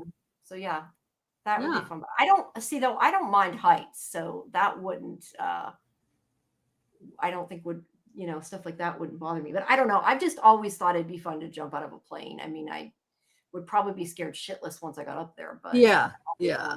But I've thought about it. But I think if I was revived, I would just do a worldwide trip. I would go to every country in the world. I would just and travel that's why I everywhere. said it would depend if I had the money that like I didn't have to, because then you're still having to save money if you're living on the money. If you knew you were going to die and you didn't need the money, yes, I would like I'd go to Europe or something. Yeah. Uh, that would be Become fun. the next Houdini. Yes. That's right. I love that Bill just says law will be No broken. passports. Yeah, bring back the terms. Great. Yeah, I don't know though. I think I still would, like I said before with M. I think because I'm paranoid, like I would still wonder that somebody, or worry that like somebody who doesn't like that doesn't like revivers could do something to you that's like not murder, like could kidnap you, rape you, something like that. I don't know. I think I'd still be paranoid. I feel like Uh-huh. just because I don't know, because like I said, I think that with them, like you gotta like watch what you're doing. If you could fly with your arms like wings, lots of 9 feet in the air, would you? I mean, if you could fly, yes. If you could fly and not fall, yes. I would love to do that. Like I said, I don't I really have a think problem with flying would be heights, so really cool. it would. It would. The only thing I wouldn't like about flying is the like if bugs came at your face. Like I'd worry about that. Because like I always think there's You got to something. keep your mouth closed. That's Yeah. But see that I don't. Yeah, but I don't. I really don't like bugs. so But maybe you'd like to be Lois Lane and hang out with Superman, and then he yeah. would take you on some trips, right? But maybe I could get some kind of like helmet or something. But no, but I think that because that is one thing I'd like to do. I've always thought if I thought it wasn't so dangerous, I would like to ride a motorcycle. But one of the reasons I've always thought no, I wouldn't is because I don't like the thought of the bugs flying at your face. Well, that's where you have to wear a helmet. Yeah, I know, but right? I still think it would freak me out. I don't know, but yeah, I've always thought I'd like to ride a Have you motorcycle. ever put on one of those helmets? No, I have not, but They are claustrophobic. Let me I could tell see you. they would be, but Yeah. motorcycles are dangerous. And I actually, there was someone around here. I mean, I wasn't alive, but I heard the story from my grandmother before that was decapitated on a Oh, motorcycle. There from a was a, I motorcycle forget, there was accident? a, no, there was somebody put something across the road or something. I can't even remember what it was, but she told us the story a long time ago. But somebody had been decapitated. So yeah, I mean, things, not that that's a normal thing. I don't mean it like that, but motorcycles are dangerous. So yeah, I don't know. But I'm not really a you would strong like to drive you'd like to drive one. yes, but the idea of riding or driving a motorcycle, I think would be fun. Yes. But I'm so accident prone. Yeah. I don't know that maybe riding a motorcycle, I think would be better than driving a motorcycle. I am very, very extremely accident prone. So Wait, this is in case you were a reviver, you're saying. yes, if you're a All reviver, you right. don't gotta know that. Yes. I would probably ride a motorcycle if I was a Okay. reviver. But you won't ride a motorcycle now Yes. while you're not a reviver. Okay. Right. I mean, like if I had a boyfriend or something that had a motorcycle, would I try it and go on a ride? Maybe. I would say I maybe would do it. I've Okay. never really been and had the opportunity to ride one. Okay. But I've always thought it sounded like fun. But I rode, well, I was a passenger. I rode on a motorcycle a long time ago with a very experienced person who knew how to ride, and he was going super fast. And this was in England actually, and it was thrilling. I loved it, but it was scary. yeah, But I'm sure it would be. but I loved it. I liked the thrill of it. Of we were going so fast. Yeah. But Yeah, it would be fun because you know you couldn't get hurt in that sense. So I think something like that would be. But yes, that would be fun, even regardless of the reviver thing. That would be fun. right. Like, I think if somebody offered me a ride that I knew was safe, I probably would take it. Like I was saying, I don't know that I would own a motorcycle and ride all the time. I think I'd be too paranoid because it isn't the safest thing in the world. But to go Right. on one ride, yes, I would like to do that someday. Just like And I'd like to especially go on in an the city. airplane, but I don't know I do it all the time. Sorry, what? Especially living in a city, you wouldn't want to drive a motorcycle in the city, but maybe like in a suburban area, it would be Yeah. safer. Yeah. Mhm. Can I get Daryl? He can take take me on his Yeah, Daryl will take you on a cross country trip. Well, ride well, with Daryl Dixon. yes, I would ride. I would ride with Daryl Dixon. There you go. That'd be cool. But yeah, I don't know. That's something I've kind of always wanted to do. That and like I said, bungee jump or jump out of a plane. I've always wanted to jump out of a plane. I don't even know why. I just always thought that'd be fun. Me too. The free fall part sounds like fun. You don't just so there's no hitting the ground. What about bungee jumping? I mean, that's really popular now. That's what I said. I'd love to do that, but the only time I've a couple of times gotten close when I've been at the amusement park. But usually it's like a lot of money, and I end up not wanting to do it because I'm like, that's not worth the money. If I had the money, I'd probably do it. Not that I mean, that's not exactly bungee jumping. That's like short distance bungee jumping. Uh-huh. Like they have like you go, like they have their Yeah. usually they hook you up with somebody else and you go up and down. Right. But it could be cool. So Samuel says motorcycles on roads are too dangerous. He'd rather ride a dirt bike. Yeah. Well, that works. Yeah. Yeah. I used to when I was younger. I skateboarded a little bit when I was younger, but again, that's kind of the same thing. I'd be like no, because I'd kill myself if I tried to ride a motor or ride a skateboard. It'd be fun. Motorcycle too, Scott. Oh yeah, okay. All right, as long as I get Daryl in that scenario. As long as you have Daryl, you're okay. As long as I have Daryl in that scenario, I'm good. Yeah. I love roller coasters though. That's something like I love. I love roller coasters. And you want to know what's funny? Have you were never in New York City, were you? Yes, I have. Oh, you were. I went to New York Comic Con when I won tickets. Oh, okay. I was at an X-File convention a couple decades ago. So I've been there twice. You never went to Coney Island though, right? No, I've never been to Coney Island. Okay. No. Coney Island has the most famous roller coaster in the world. It's called the Cyclone. And it's a very old roller coaster. I don't know it's a wooden roller coaster. I like the wooden ones though. They're fun, like compared to the so ones. I mean, let me tell you something. That is a very scary roller coaster. I mean, because you really feel every movement, and Yeah, it is very scary. I mean, I've been to Six Flags. I've been on these big roller coasters, but yeah. I can tell you that this smaller roller coaster, this old roller coaster, is more scary than what I was on in Six Flags. Yeah, Yeah. that's Mhm. interesting. Yeah, we don't live we live a few hours from Cedar Point. So I mean I haven't gone in years since I've gotten older, but I mean like I mean I when we went and even when the biggest, they had some of the biggest ones at the time, and yeah, I'd always go on anything. I love roller coasters. They're Yeah, fun. me too. Usually I'm fine with them and they don't make me sick. Once I went in Busch Gardens, I got sick on a roller Uh-huh. coaster. And that was like that. And the only other thing I've ever gotten is like sometimes the loopy ones, like if they bounce your head around, it gives me a migraine. Oh yeah. And I might like avoid a loop one for that reason. Because I know when I was at the press tour and I was at Universal, that was when they still had the Dragon Challenge for Harry Potter. They don't have it now. They took it out because a couple people, I guess, got hurt on it. It's been taken out. I wrote it a few times. I actually wrote it with some of the actors, but I wrote it a few times in a row because like I really liked it. But by the time I was done, like my head was hurting, and I'm like, I Oh can't do yeah. it anymore. It was Sure. just too much. When your head's hitting the seat, it's just too much. But Oh, it's also, the older you get, the the yeah, harder it is, I right. think. Also, Space Mountain in Disney World. That was great. That's a I roller coaster in the that in dark. Disneyland because I don't know if I've rode that, but I've only been in Disneyland. I've never been to Disney No, World, this so is in Disney World, I believe. it's only in Disney World. In Florida. Yeah, then I have not ridden that because I went to Disneyland. The one in Disneyland, I don't think they have Space Mountain. I don't I know don't for think sure, they but do. Disney World has it, and it's a roller coaster in the dark. It's amazing. That's It's cool. frightening as hell. Yeah, that's funny because I find it funny. Now, granted, it was Disneyland, not Disney World, but I know when I went to Disneyland, I was 17. I think I didn't really love Disneyland. I liked Universal a lot better, and it was because Disneyland didn't have like roller coasters. Like that was why. Like Yeah. I wasn't I mean, I think now I'd appreciate it more. Yeah. But at the time, like I was not a big fan of like going on like It's a Small World and things like that. Like that just was not my thing. It's like I want to go on the roller coasters. Right. Yeah, but I've never been to Disney World. I want to go to Disney World. I want to see Disney World is a lot better than Disneyland. I want to I see like Disney World much Avengers more. stuff and Star Wars stuff and Uh-huh.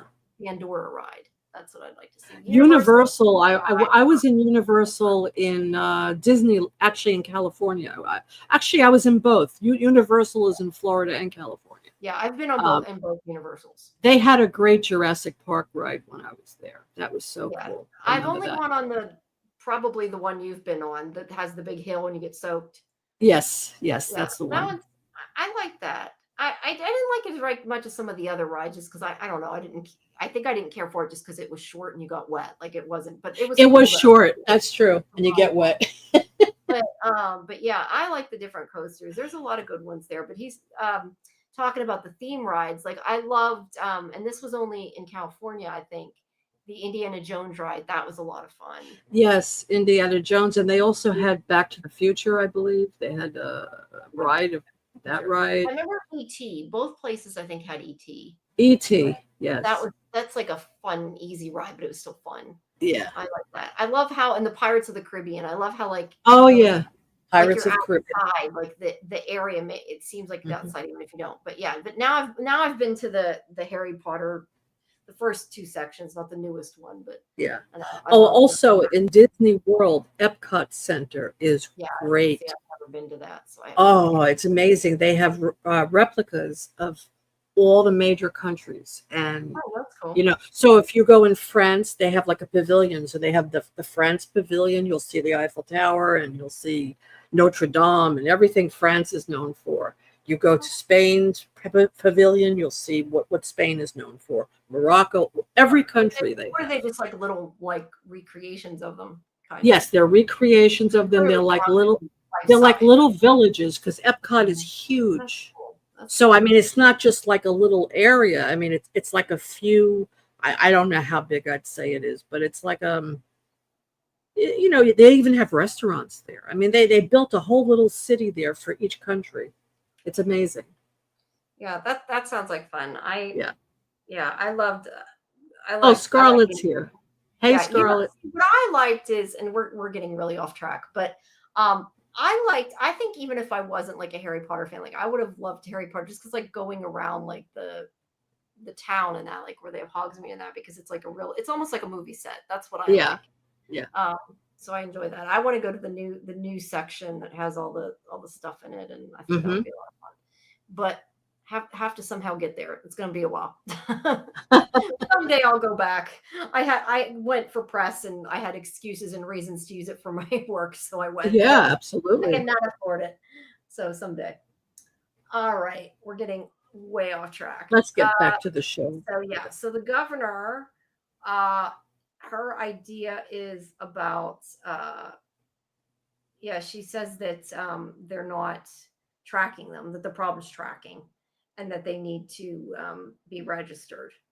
And yeah, but in the meantime, we have Ibrahim comes in here, and he says, this is where he explains. Okay, now I took this in the notes, so he found traces of mercury in her brain matter, and at first he thought it was the drinking water in their home, but that's when he found that the husband was poisoning her with mercuric chloride, which triggered psychosis and violence.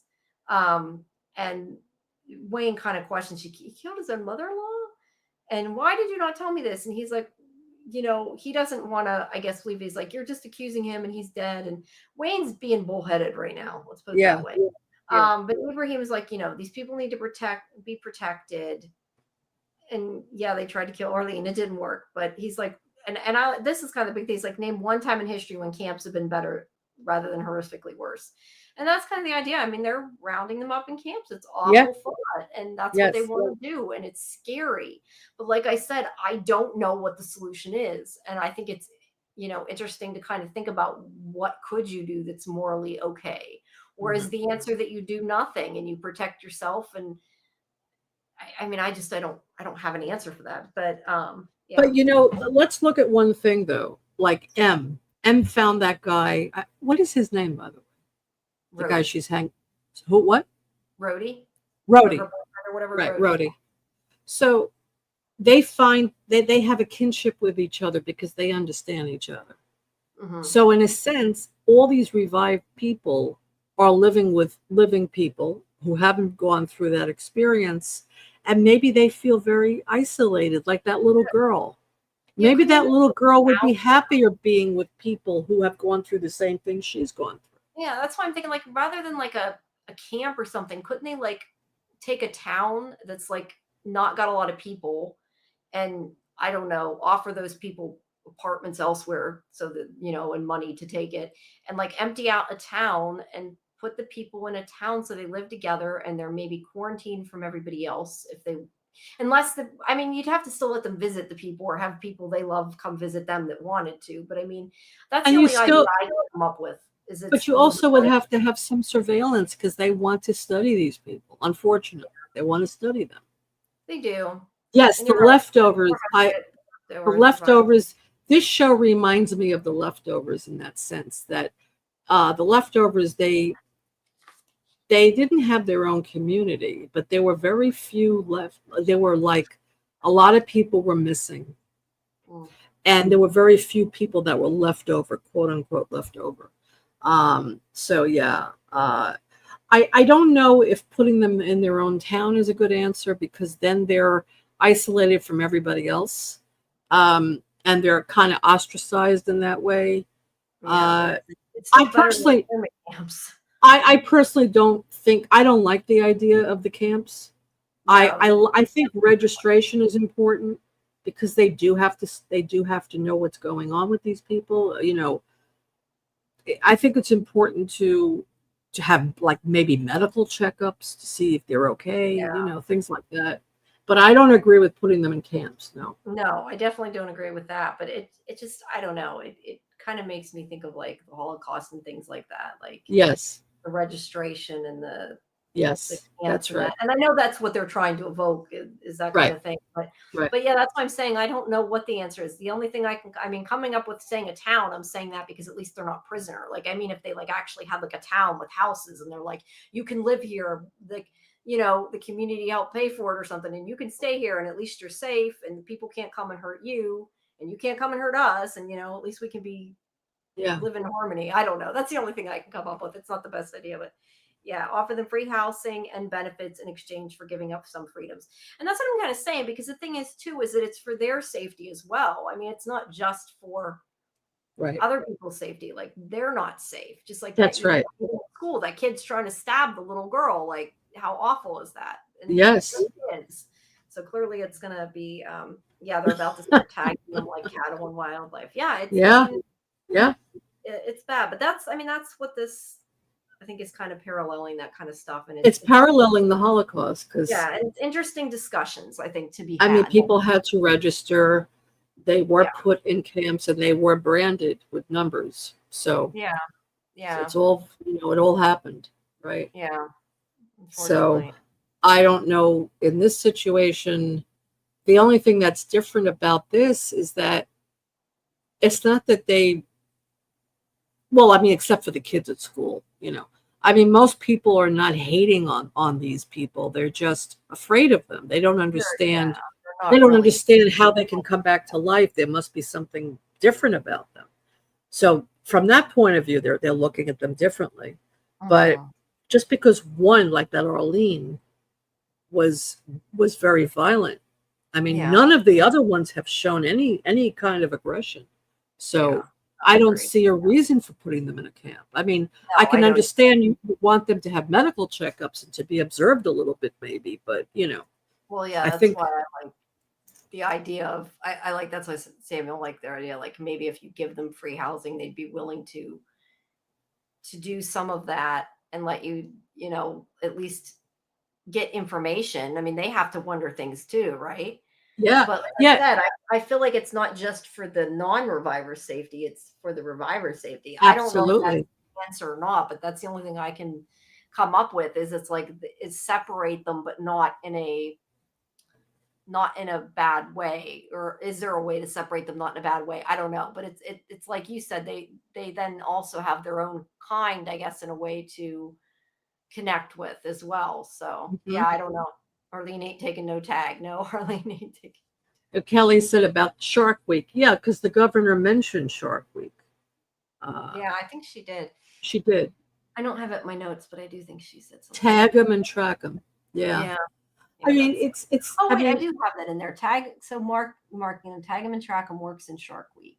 Yes. Any revivers, she says, she gives him permission to go door to door to smoke them out. And says, if any revivers show signs of regression or violence, you can remove them to a secure location. And that's where he says, legalize internment camps. And the governor's saying, well, if they make a bold move, it'll settle some of the fears. And people can feel safe. And then if they feel safe and there's no more violent outbursts, then they can see about lifting it. But see, that's kind of the point. Like, you're saying that it's okay to do that and that they shouldn't be left alone. And like, you're causing more problems to some extent than you're helping. That's not a smart thing. So yeah, I mean, Mike says that the show may be a reflecting on people's thoughts and desires, not about the revived themselves. Well, I think it's a combination of both. I think it's how the revivers feel, and it's also how people look at the revivers and what it brings up in them and how it scares them. I mean, you grow up thinking, okay, I live my life and I die and that's it, and I go to heaven or whatever you believe. And then they see that people came back, and why? What does this mean? What does this mean about God if people are coming back? Yeah, right? I know. So. And that's why it's got to be scary for the revivers too. Like, nobody's thinking, what are they thinking? Like, everybody's all like scared of them and not. I mean, they're probably terrified too. I'd be terrified. I'm sure. Yeah. Yeah. I mean, that's interesting. And I would like to hear them talk about it, Yeah, I would too. I mean, I don't know. Maybe they're happy to be back, but I don't know, I think I'd kind of be mad a little bit. Not to get into religious discussion. I don't want to, go down that road too much, but I'd feel in a way cheated.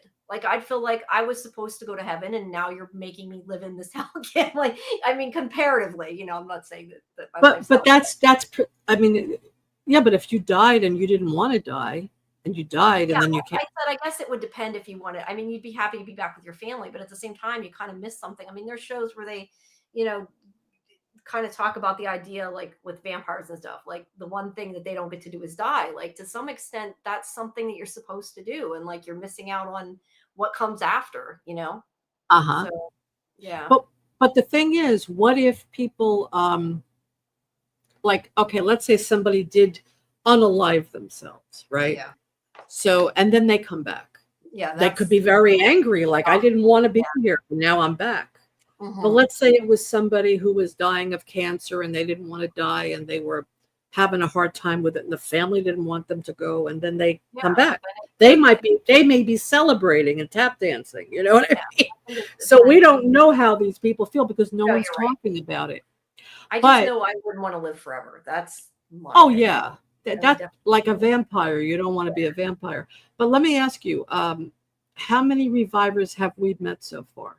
We've met Arlene, the little girl, and who else? M. M. And Rhodey. Who else? M and Rhodey and Rhodey. Yeah. I don't know. We met just 4 people. The group of the ones. Wait, was that in this episode? There's like a group of people that meet, but I'm not sure if that's in this episode or not. So I'm trying to be careful what I say. I think that's in the next episode. Not that it's really a spoiler, but there are some other ones coming up. But so far we've only seen 4 of them. Right. Yeah, we haven't really gotten to know any of them.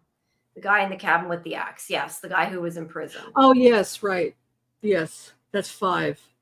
Yeah. Okay. You have to question, though, like why I mean, it's because they came back within a certain time period, but it's like, that's why I feel so bad for that woman. I don't remember her name, but the one that yeah, and her husband did. Why were they the lucky ones that got to come back? If it's a lucky thing, I mean, maybe it's not a good thing. We don't know yet, but I mean, like, it's like that guy was a bad guy in prison. Like, why did he get to? That isn't exactly fair. And where somebody else who, like you said, maybe was dying of cancer or something, died a week before that, and they didn't get to come back. Like, it's you get that idea too. So yeah, that's true. Yeah. So there's a lot of unanswered questions. There definitely is. All right, so I totally don't know. Hold on, I lost where we are at here. Okay, there it is. It's highlighted. All right.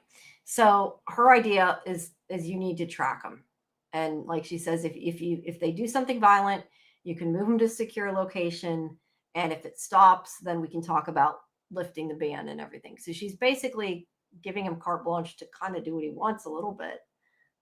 I mean, she's saying they can lock people up. So yeah, it's not necessarily a good thing. And the mayor is definitely not happy.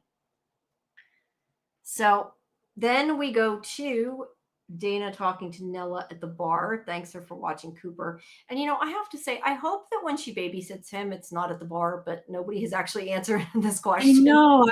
I was wondering, why would she leave her kid at a bar? I mean, I don't know. For all we know, the woman could be watching him outside of work when she's not at the bar, but it's kind of implying it's at the bar. Yes. So, yes. Yeah. So she asked about what happened to M, and this is where she says she was fine until she headbutted Clarice. And Dana says that the top of the skull is the hardest bone in the body, and it's kind of her only move. So I guess she's done it before then. I don't know. But Nella says that she seemed depressed, and she left with some punk, literally. Mm-hmm. Like, I told her no musicians. So that means that she was with a musician. Yeah, I'm guessing Cooper's father, that one that cheated on her. Maybe because Nell said maybe it's hereditary. Yeah, maybe it's genetic. And she says, I hope not. Okay, I'm back. Guy in the cabin with an axe brought. Yeah, he was scary. He was creepy, man. Sorry. Kelly said the same thing right before that. Yes. With the axe, yes. Yes. The boyfriend, yes, Kimberly. The boyfriend is Rhodey. You mentioned Rhodey, but yeah, the axe guy. I don't remember his name. Those are the other ones. So, yeah. So then we go after Dana. We go to. She figures out that M went to that Dismember tour thing club to see him play. So then we go to see Rhodey and her at the club, and she says, "Oh, I've never been to a club. You know, I had to be careful that I didn't do anything where I could get hurt." Which, I mean, some things I question she wouldn't be able to do. Go into a club maybe because you could get bumped, really easy. I don't know. It would depend how bad she had, the disease that she did. But either way, she's never been to a concert, and She never went to the beach. no, she never went to the beach. And see, those kind of things I question. Like, would you not be able to go to the beach? I mean, Yeah. granted, I don't think you would like swim in real strong waters because you could get hurt. But to go to the beach and walk on the Yeah. beach, I thought that was strange. No mosh pits for her. I think they've made her very sheltered, and I'm not sure if it's just the way that they've portrayed it, or if really somebody would have to be that sheltered. I mean, don't know. they wouldn't let her go to a beach. Yeah, that's, I don't. That's Yeah, really. you wouldn't ride waves. Look, you wouldn't go surfing on the waves, but you could go in the calm waters and walk along the beach, and I think that would be safe. But she said a few things in this episode that I found interesting. Okay, so she hasn't been to a beach, so that tells me that she was majorly overprotected by her mother or father. They were going to go to the beach, though. Dana said she was going to take her to the beach, and they never got to go because of her boyfriend or whatever. So yeah, but why didn't the parents take her? Why didn't she just go with a friend, right? So she was overprotected completely. Then she mentioned when Rhodey hugged her, and he says, "Oh, I'm sorry, I don't," because she flinched. She says, "Because I'm not used to being hugged." yeah, So her own family didn't hug her. Do you think that she was being? I thought maybe that was like kind of sarcasm, kind of a joke. No, she meant it. She meant it. I'm not used to being hugged. So her own parents were afraid to hug her. Yeah, that would be really weird. So she really was treated differently her whole life. Mm-hmm. And now she's a reviver. And again, she's being treated differently. Think about that. Her whole life, she's been different. Yes. It's very interesting. While let's say Rhodey and other people, this is a new experience for them. Yeah, right? No beach, no plane. Her life sucked. She had to die to live. Yeah, I'm not sure about the not going on a plane. I mean, if you do something on a plane that's going to hurt her, like that's like equivalent to like a plane crash where anybody is going to be hurt. So that's not really a reason you wouldn't go on the plane. Yeah, that's a little. Yeah, I don't know if they're just trying to get across the point that she's too talented, or they really. I mean, I don't know if in real life. I would think in real life you wouldn't do that. But well, first of all, if a plane is in turbulence, okay, if you ever been on a plane in turbulence, I mean, it could be pretty rough. And yeah, you are thrown around and banged around. So I could understand it. I mean, chances are it's not going to happen, but it could. I didn't think of that. But at the beach, I don't see how that could be a problem. But I just think the point is her parents were so afraid of something happening to her that they overprotected her. I mean, you see the way the father is with her. So I think that was her whole life. She was never allowed to really do anything or go anywhere. And like Bill said, she had to die to live now, which is interesting. That's what she says in there. That, and that's really sad, but yeah. Yeah, because now she has nothing to fear. Mm-hmm. So it's true. Now she can first live. Bubble girl. The bubble girl. Yes, absolutely. Yeah. I don't know. I don't think that people with that quit living to that extent, but I don't know. I've never known somebody who's actually had that, so I don't know. Well, think about a person who's even just very depressed, who suicides themselves, right? Yeah. And then they come back, and whatever it was that was really upsetting them when they were alive is no longer in existence. Maybe they had health issues, or who knows. And they just say, okay, now I'm invincible. Now I can do anything. That person may be thrilled, that they're now back, that they're a reviver. You know, it Yeah, I think depends. it It really depends. depends. Yeah. Although, like, if I was M, like, I would want to tell. I mean, I get why she can't, but like at the same time, I'd kind of want to tell my family to be like, look what I can do. You don't have to worry about me anymore, you know, and that then, you know, to make them change the way they are and they wouldn't have to. But yeah, you'd She be afraid. doesn't want her father to know now. Like you just said, if he knew, then He would, maybe he'd back off and leave her alone, right? yeah, Or he'd be even more afraid of something he might happening. be, he might be, he might be. That's a good He might point. be afraid that people want to harm her. Yeah, Not yeah, that she would die herself, but that people might hurt her, that yeah. she might be discriminated against. So her father would definitely try and lock her away somewhere, probably. He might. That's a good Yeah. point I hadn't thought of. Yeah. Mhm. But either way, I think with everything going on, Smothering sheriff. Yeah. I want that, with the way things should be are his right now, nickname.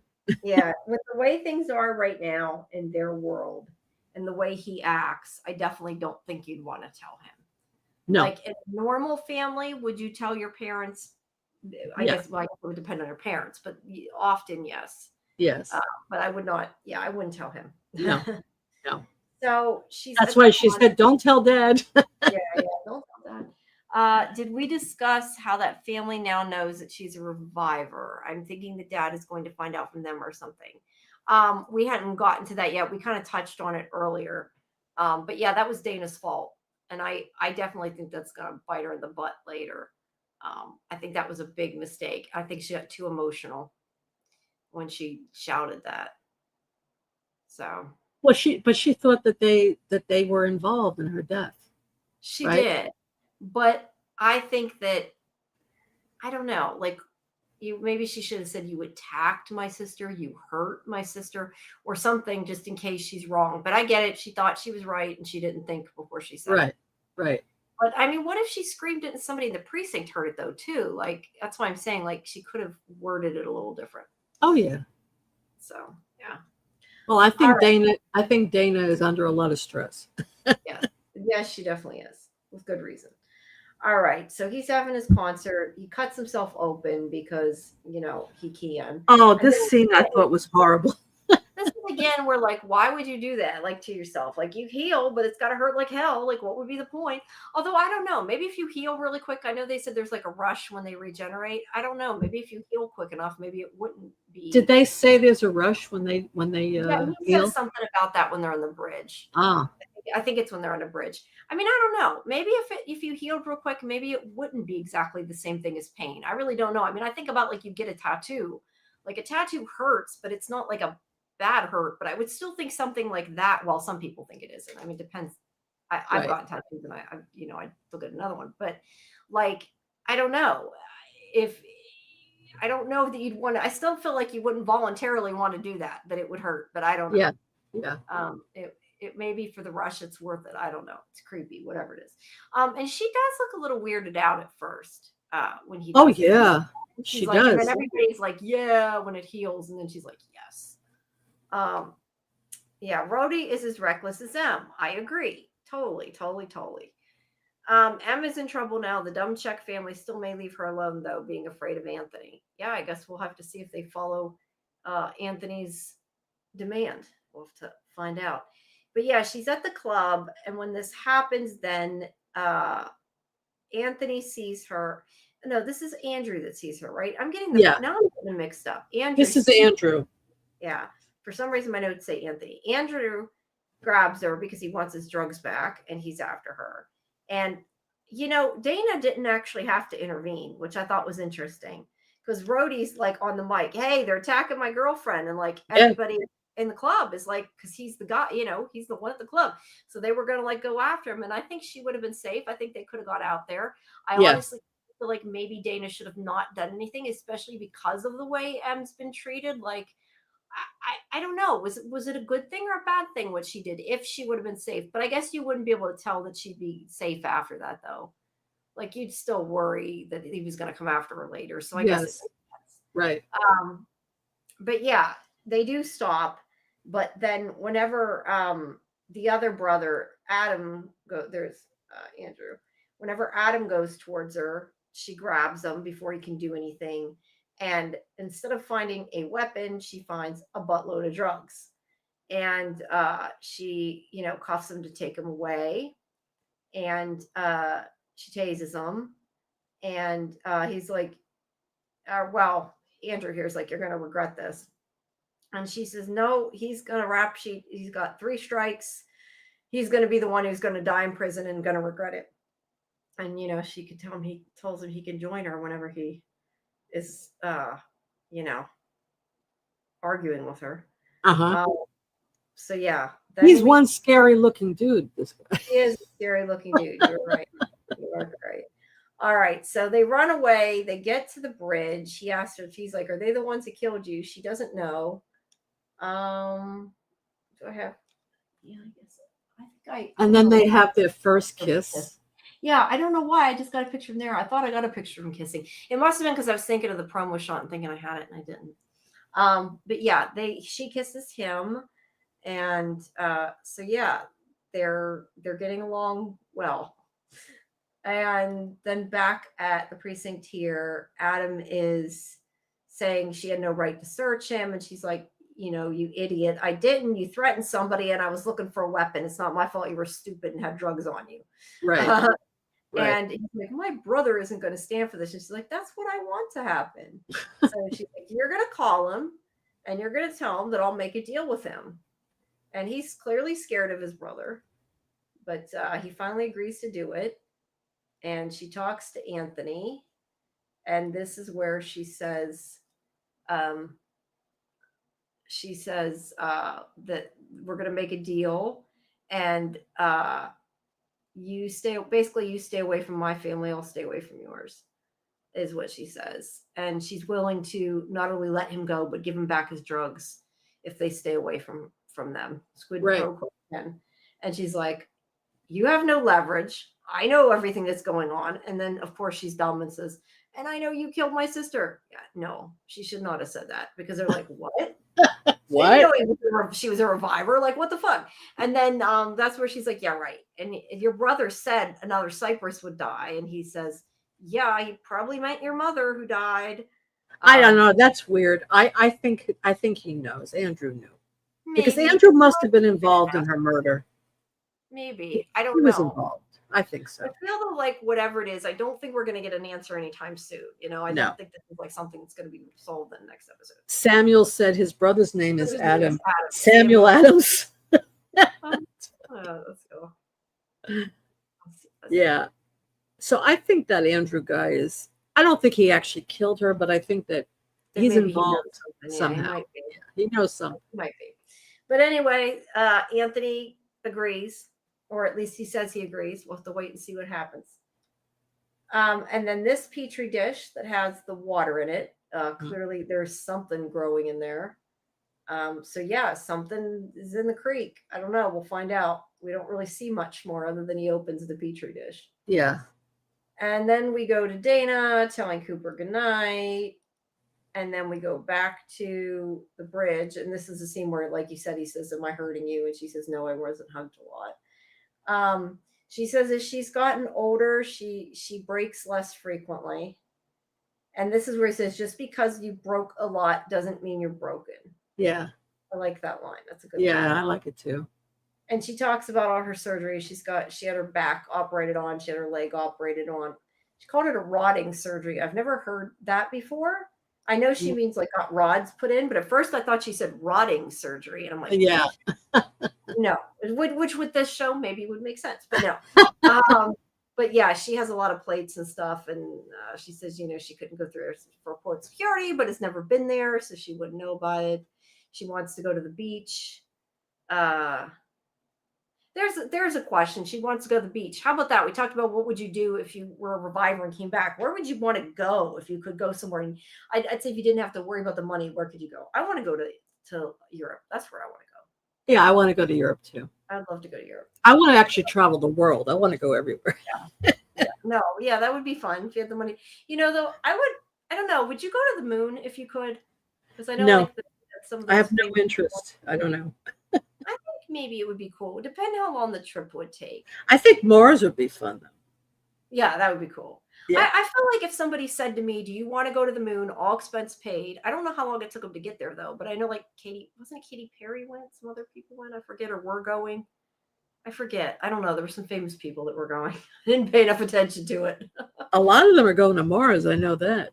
Oh, I didn't know it's Mars. I thought they're going to. I feel like I would go in space maybe if I could. Just yeah, as long as it was safe and it didn't take like years to get there, I would go. But you know, rockets aren't always super safe, so it would depend. Right. You have to know it's safe. But then again, if you're a reviver, it don't matter. So yeah, Right. if I was a reviver, I'd go to space if I could afford it. There's one thing. Okay. What if it turns out Abel killed them? Would Killed M. Killed M? Sorry, would M kill him? I mean, I don't know. Would she kill somebody? I guess it depends if she's going to kill somebody. Would she? Maybe. I don't know. What do you think? I don't know. I, Maybe. It we haven't depends. seen. I mean, we haven't seen her get violent. To anybody, so I would say she normally wouldn't. But would Well, she? she's back though. She's Maybe. back though. Yeah, I mean, if you found out somebody murdered you, would you? Maybe. I don't know. I don't have an answer to that. Well, but she's back. I mean, it's like that movie Ghost, right? Where Patrick Swayze was murdered, and he's a ghost, and he wants to get the person that murdered him, right? But she's back. She's here. She's alive again. So I don't know. Yeah, I don't really have an answer for that. All right, so he wants her to jump, and of course she's like, "You're crazy," but she's, why not? I mean, if you're look, she woke up on rocks. I don't know that your body. Yeah, I I don't understand that. Why the water or not? Why didn't she wake up in the water? I don't know. That part confused me. I think she wasn't like right under the bridge.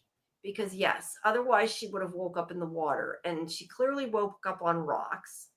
I don't know if your body would break when you hit water if you had that disease. I guess it's possible if you're high enough and hit the water, because I mean it can hurt when you hit water, like like a belly flop or whatever. It can hurt. Yes. But she definitely woke up in the rocks, so I don't know. I mean, there could be rocks like near the bridge. I don't know. They didn't really show exactly. Yeah, I thought that was strange that she wasn't in the water when she woke up. Yeah, I don't. Maybe she washed up on shore. Maybe it was more what it was. I don't know. Justin says I wouldn't forgive she wasn't. If they killed me. I don't know that I would either. She wasn't wet though.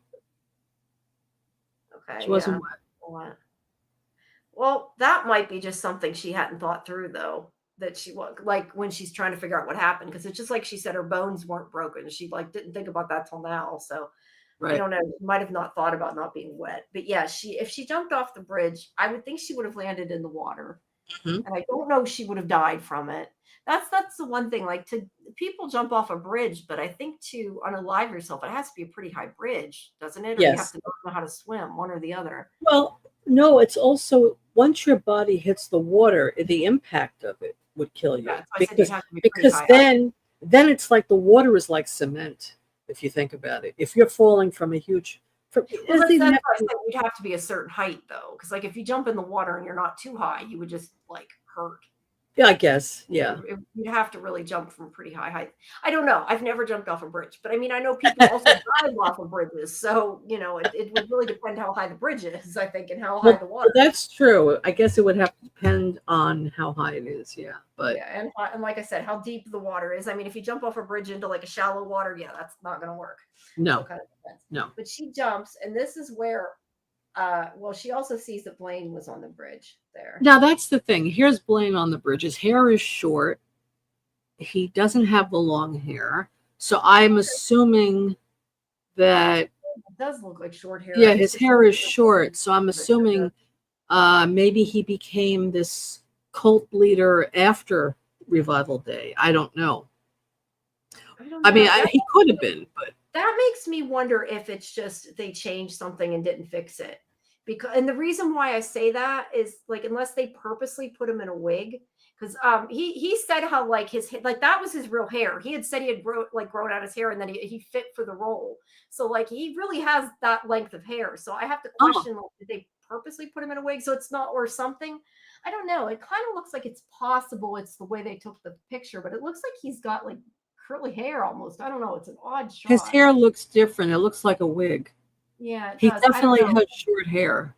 Yeah, but it could have even been they were trying something and they're like, it didn't. I don't know. I know that he did say it was his hair, and that because he said something like about that his hair was long already and that he thought that it worked for the part or something. So, But they're uh, trying to show that here his hair is short. And so what would be the meaning behind that? I don't know because it couldn't have grown that much that fast. So I have to wonder, like, because it was only Yeah. supposed to be not very long, right? Like time wise. Yeah. Yeah. It doesn't really make sense.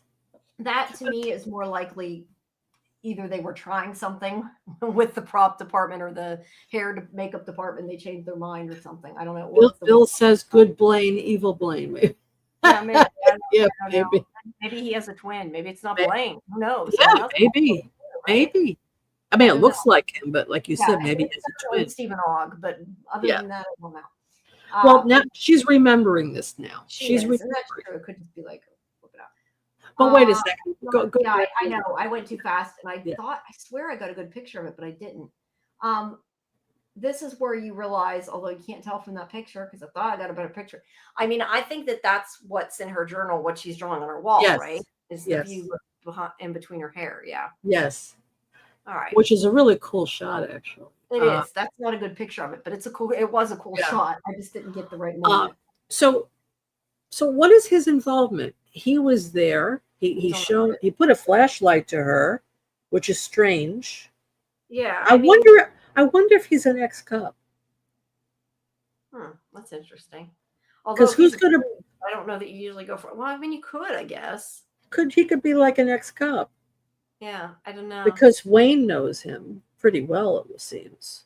Yeah. Good point. Yeah, I don't know. So if he's an ex-cop, he would be on the bridge with the flashlight. That doesn't mean he killed her, obviously, but he was there. But she looked horrified. But it might be because she doesn't remember anything at all, and now she remembers his face. Like a flashback. I mean, it's not. She's not remembering what she's seeing. No. But yeah, I don't know. Like I said, I don't think this is something that is going to be solved right away. So I tend to think, and this is just me, and I honestly don't know. I tend to think just because like of the way I tend to look at like detective shows and stuff. Usually a lot of times like the people that they offer up first that are guilty looking are probably not the ones that did it, Yes, right. I think it's too early for us to get the killer like anything solid. So that makes me think he's not guilty just because they're making him look guilty. Yes. That's just the way TV is a lot of times. I could be completely wrong, but that's what I think. No, I don't think he's the killer. I think he could know he's involved with these revival people. Somehow he's involved with them. I don't know how or what, but he was there the night she died. Yeah. So I don't know. Yeah, he was. Also, that on the bridge was where I had skipped it, but where she did say that the irony is I had to die to feel alive. Yeah. Which is sad. It is. But yeah, so Wayne, meanwhile, at the precinct, Wayne lets him go. And he can't hold him. Who is this guy? This guy looks. He does say too that they want the same thing, and Wayne's like, we never are going to want the same thing. I don't know. He's thanking them for coming and congregating there.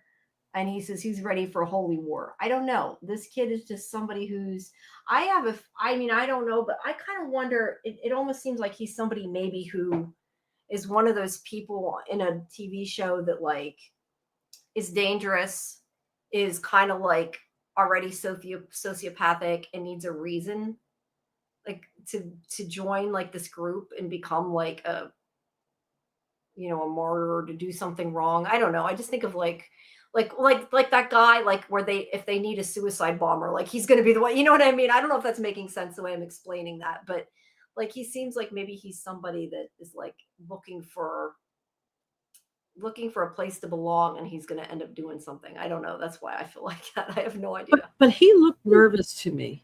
He looked upset, actually.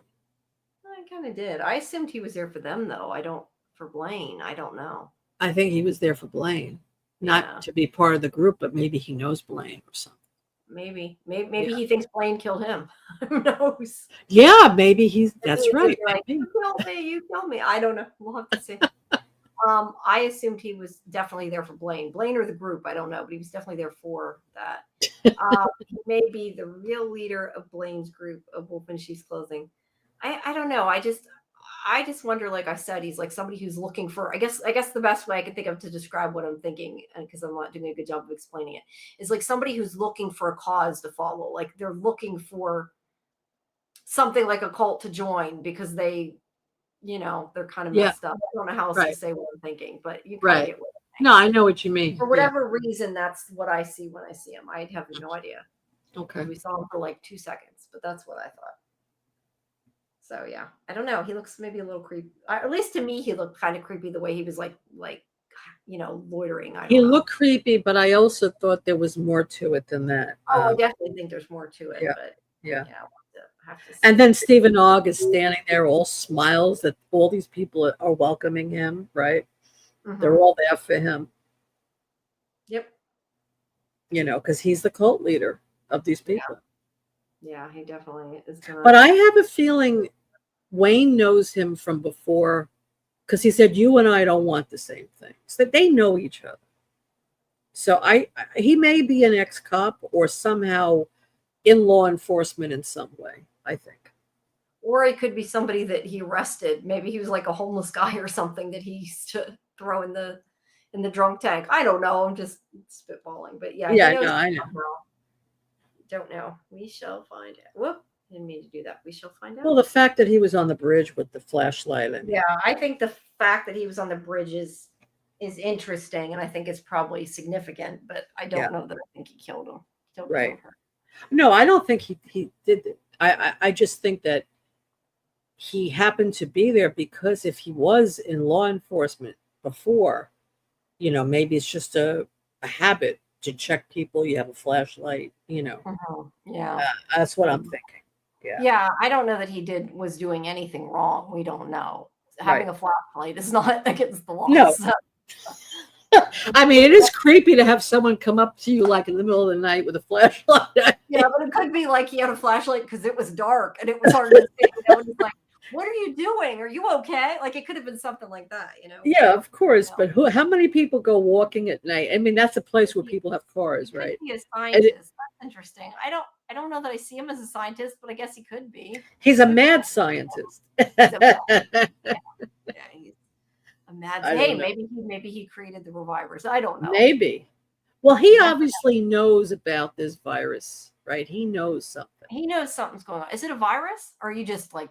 Oh, I'm just calling it a virus. I don't know. I just wondered because I don't know that it's a virus. I don't know. Well, we know it's something in water. If they found something in the water, it could be a virus. Yeah, it could be, or at least we think it's in the water. I mean, all we know is that Petri just went crazy. That doesn't necessarily mean it's in the water either. That's right. Is in the water. Something is in the water. Right.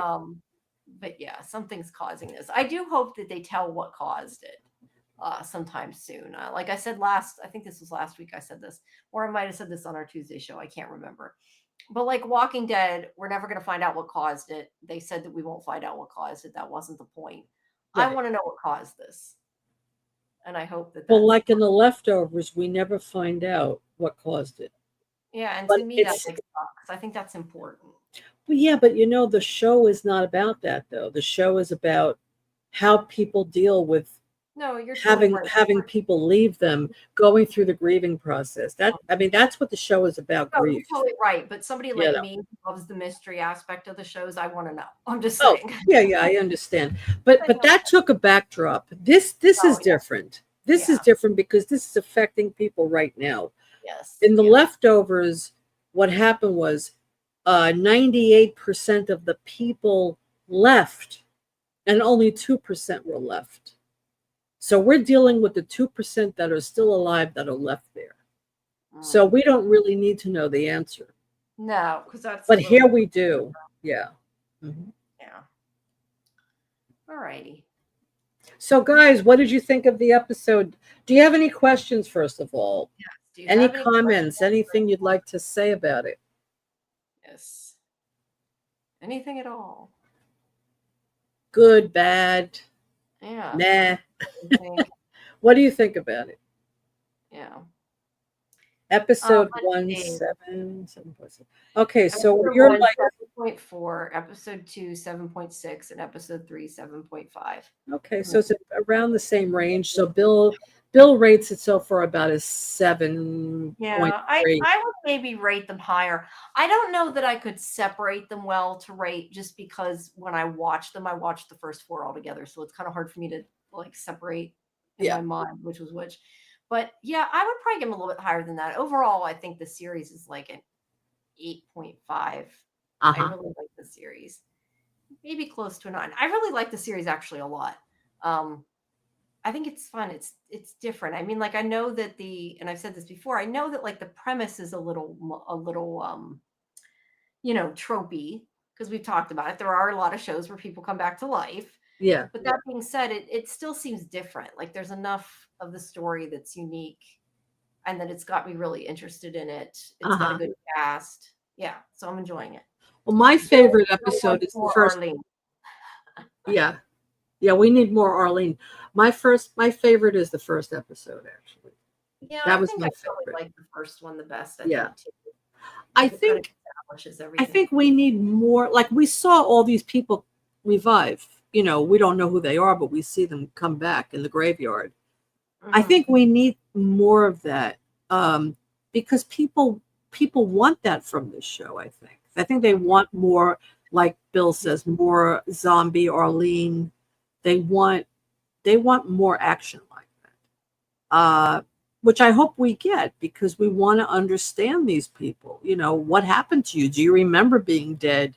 How did it feel when you came back? How do you feel about being alive again? You know, it would be nice to hear those answers, right? Yeah. Well, I Um, can't tell you whether you get those answers, but I will say there's more action coming. well, If you that's look at good. the action, I can say that. I think that's safe to say without giving Okay. away. Well, that's good, because I There's think that's what people want, though. They want more action, yeah. and they want more involvement with the revive. We want to understand them better, you know, or more explanation of why they revived. Yeah, Exactly. and that's what I'm talking about. I want to know what did it. Yeah.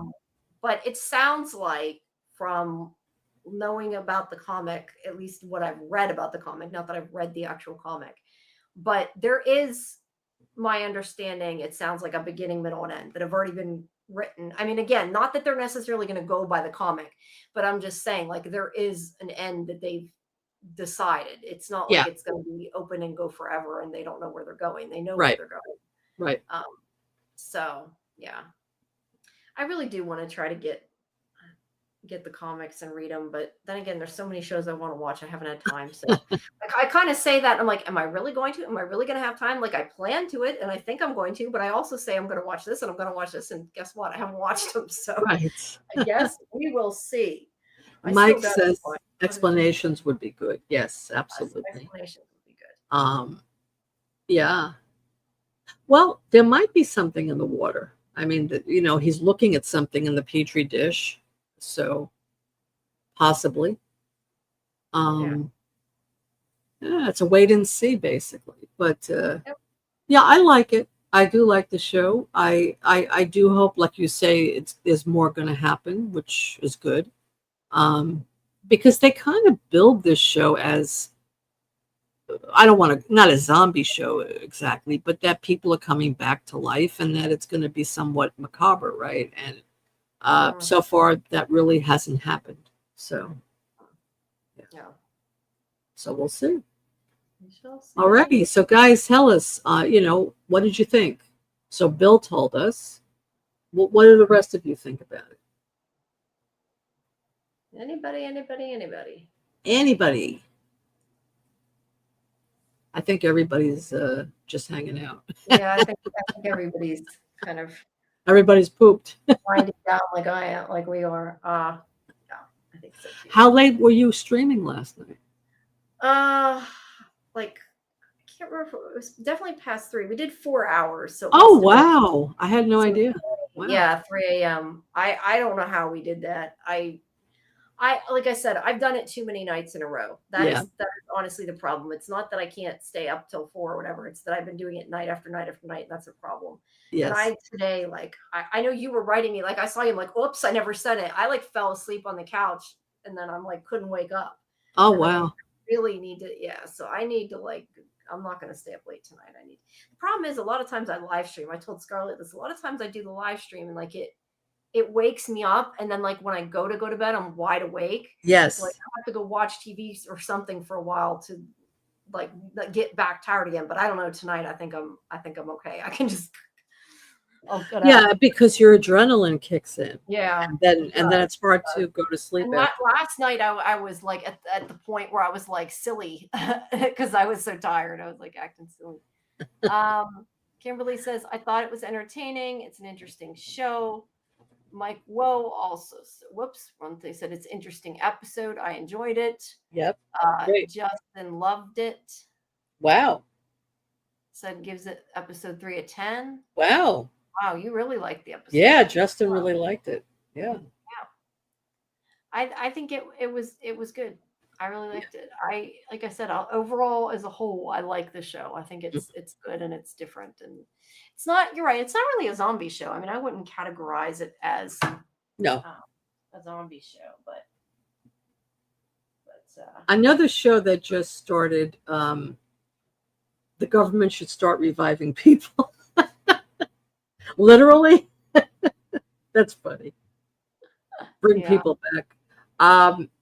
The Bear, the new season of The Bear, I believe, started yesterday, I think. Okay. Yeah, I'm going to check it out. I don't know if anybody here watches The Bear. I have no hope of catching up. So I'm like, I know you said I should try it. Eventually I will. But the first 2 seasons were great. The 3rd season, I did not like at all. This is now the 4th season. So I could tell you there was that one episode that I would love. Actually, maybe we could do one watch party, just that one episode. It's hilarious. You don't really have to watch the show to understand that episode. It's great. You're on season 3, Kimberly. Okay. I really think, Jamie, you'd love that episode. And it's really great. Maybe we can do a watch party for that. Yeah.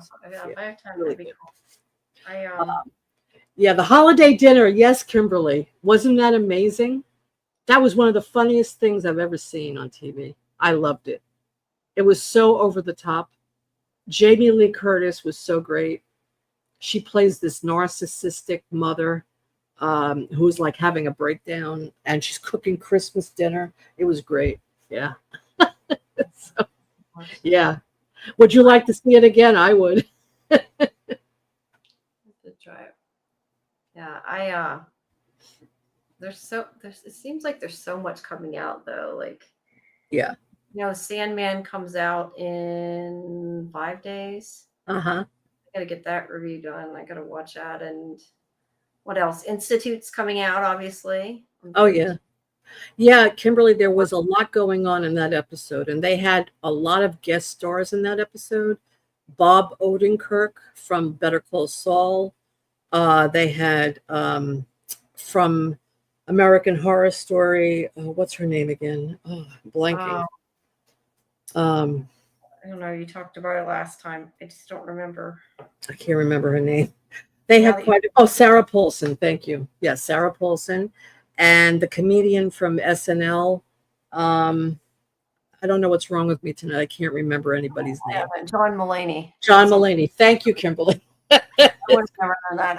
I haven't watched much of the new Saturday Night Live. Like, I know who he is, but not much. And John Bernthal, who played Shane on The Walking Dead, is great in this show. He is so funny. He's great. He also was in this episode. It was terrific. Yeah, we have to watch it. Awesome. Yep. Oh, and of course the main star. What's his name? I can't remember anyone's name. The main guy. What's his name? Alan White. Alan White is the one who plays Punisher is John Bernthal. Yeah. No, Alan White. What's his first name? Alan? You just said his name was Alan White. What was his first name? Alan. I don't know what you're talking about. No, his name is something Alan White. Lip. Yes, he played Lip in that show. I can't remember anything tonight. What was that show about the alcoholic dad and his kids? Shameless. Oh, Remember oh, that? yeah. Shameless. Jeremy Allen White. Thank you. Yes, that's it. Jeremy Allen White. Shameless. Shameless was a great series too. It was wild. That was with William H. Macy. Yes, Yeah. he Yeah. played the alcoholic father. He was great. It's a Yeah. great show. So yeah. So, but the bear, I like the bear. I do like it. I hope this season will be good. I'm going to check it out. And I'm going to check out Squid Game since I already saw the first half. I may as well watch it, but like I said, I prefer the first season so much more. But we'll see what happens. Yeah.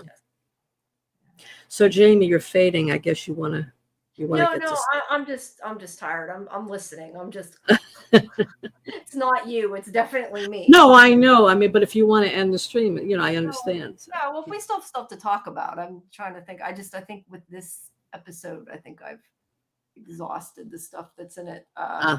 All I will say is I will have the Stephen Ogg interview up in a couple days, as well as I still have the showrunner interview coming too. Oh, good. Yeah, Mike, it had a great cast, The Bear. It did. Excellent. But that was one episode that had everybody in it.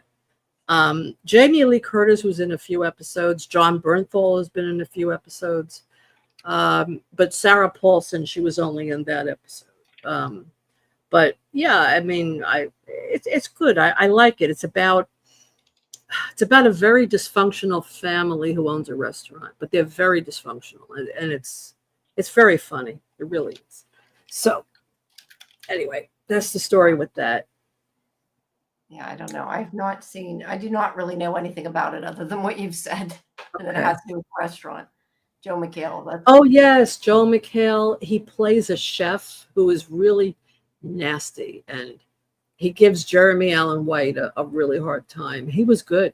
He was very good in the role. Yeah, that's right.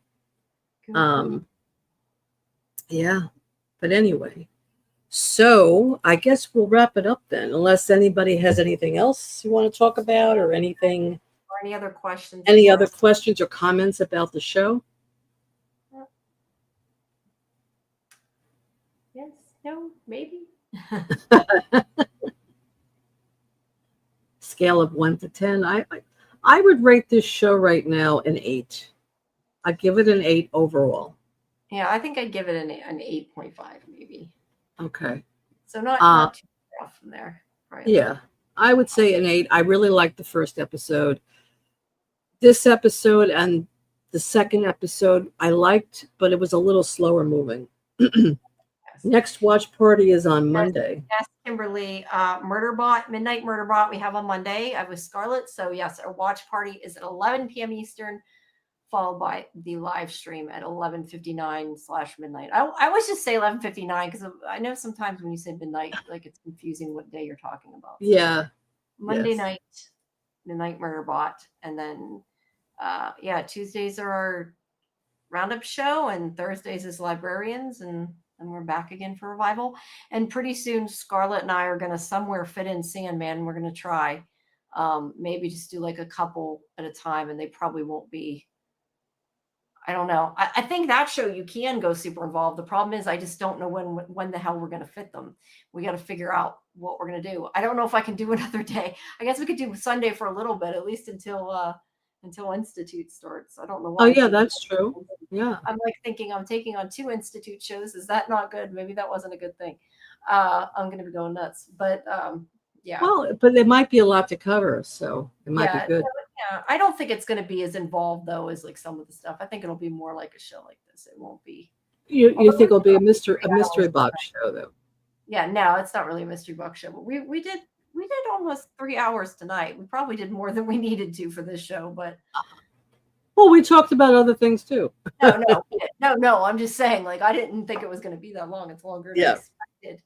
As long as I'm leaving by 2, I think I'm okay. I can get some sleep. But I do want to I'm going to try to go over to the Airstream, at least for a few minutes. Tell everybody hello. I know they're starting, so. Okay. But yes, next watch party is Monday at 11. Please, guys, make sure you like the video and subscribe to both of our channels and join Discord if you haven't. And we will And please leave a comment after the stream ends on both of our channels. Outside of the chat, it helps the algorithm, and we're both trying to build up our traffic and get that all going. And yeah, it helps a lot. So. Alrighty, guys. Thank you for coming. We appreciate everybody. Yes, thank you, Kimberly. And we're glad you came, and Mike, and everybody who's here, Samuel, and who else? Let's see. I know I'm trying to scroll. My mouse isn't Justin working. And Bill Chill. And I said Samuel already. Mike. Doc Kelly, was here earlier. Justin. Kelly, and Doc. Yeah, and Scarlett. Scarlett was here for a little bit. Thank you, Scar, for coming. I know she hasn't seen the episode yet, so she couldn't get too involved, but she at least stopped by, which we appreciate. Very nice. Everybody. Yes. I think that was everybody. Oh, no, Muncher. Muncher. Yes. Yes. Thank you for coming. Thank you for coming. And I think I'm looking. Those are me and you and me and you. And I'm like scrolling. A lot of them are like whenever I type, it goes like 6 different places. Yeah.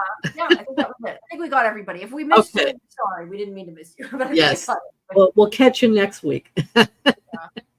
So next Friday, same time. Yep. Same time. We'll be doing episode 4. Okay, guys. Have a great night, and we'll see you next week. Or actually, you'll see Jamie on tomorrow night. Murderbot. No, Monday. Oh, sorry, Monday night. Monday night. Not yet. Monday night, Murderbot. Yes, Monday night, I'll be here. Okay. All right, guys. Have a good night. Okay, guys. Have a good night. Bye. Bye-bye.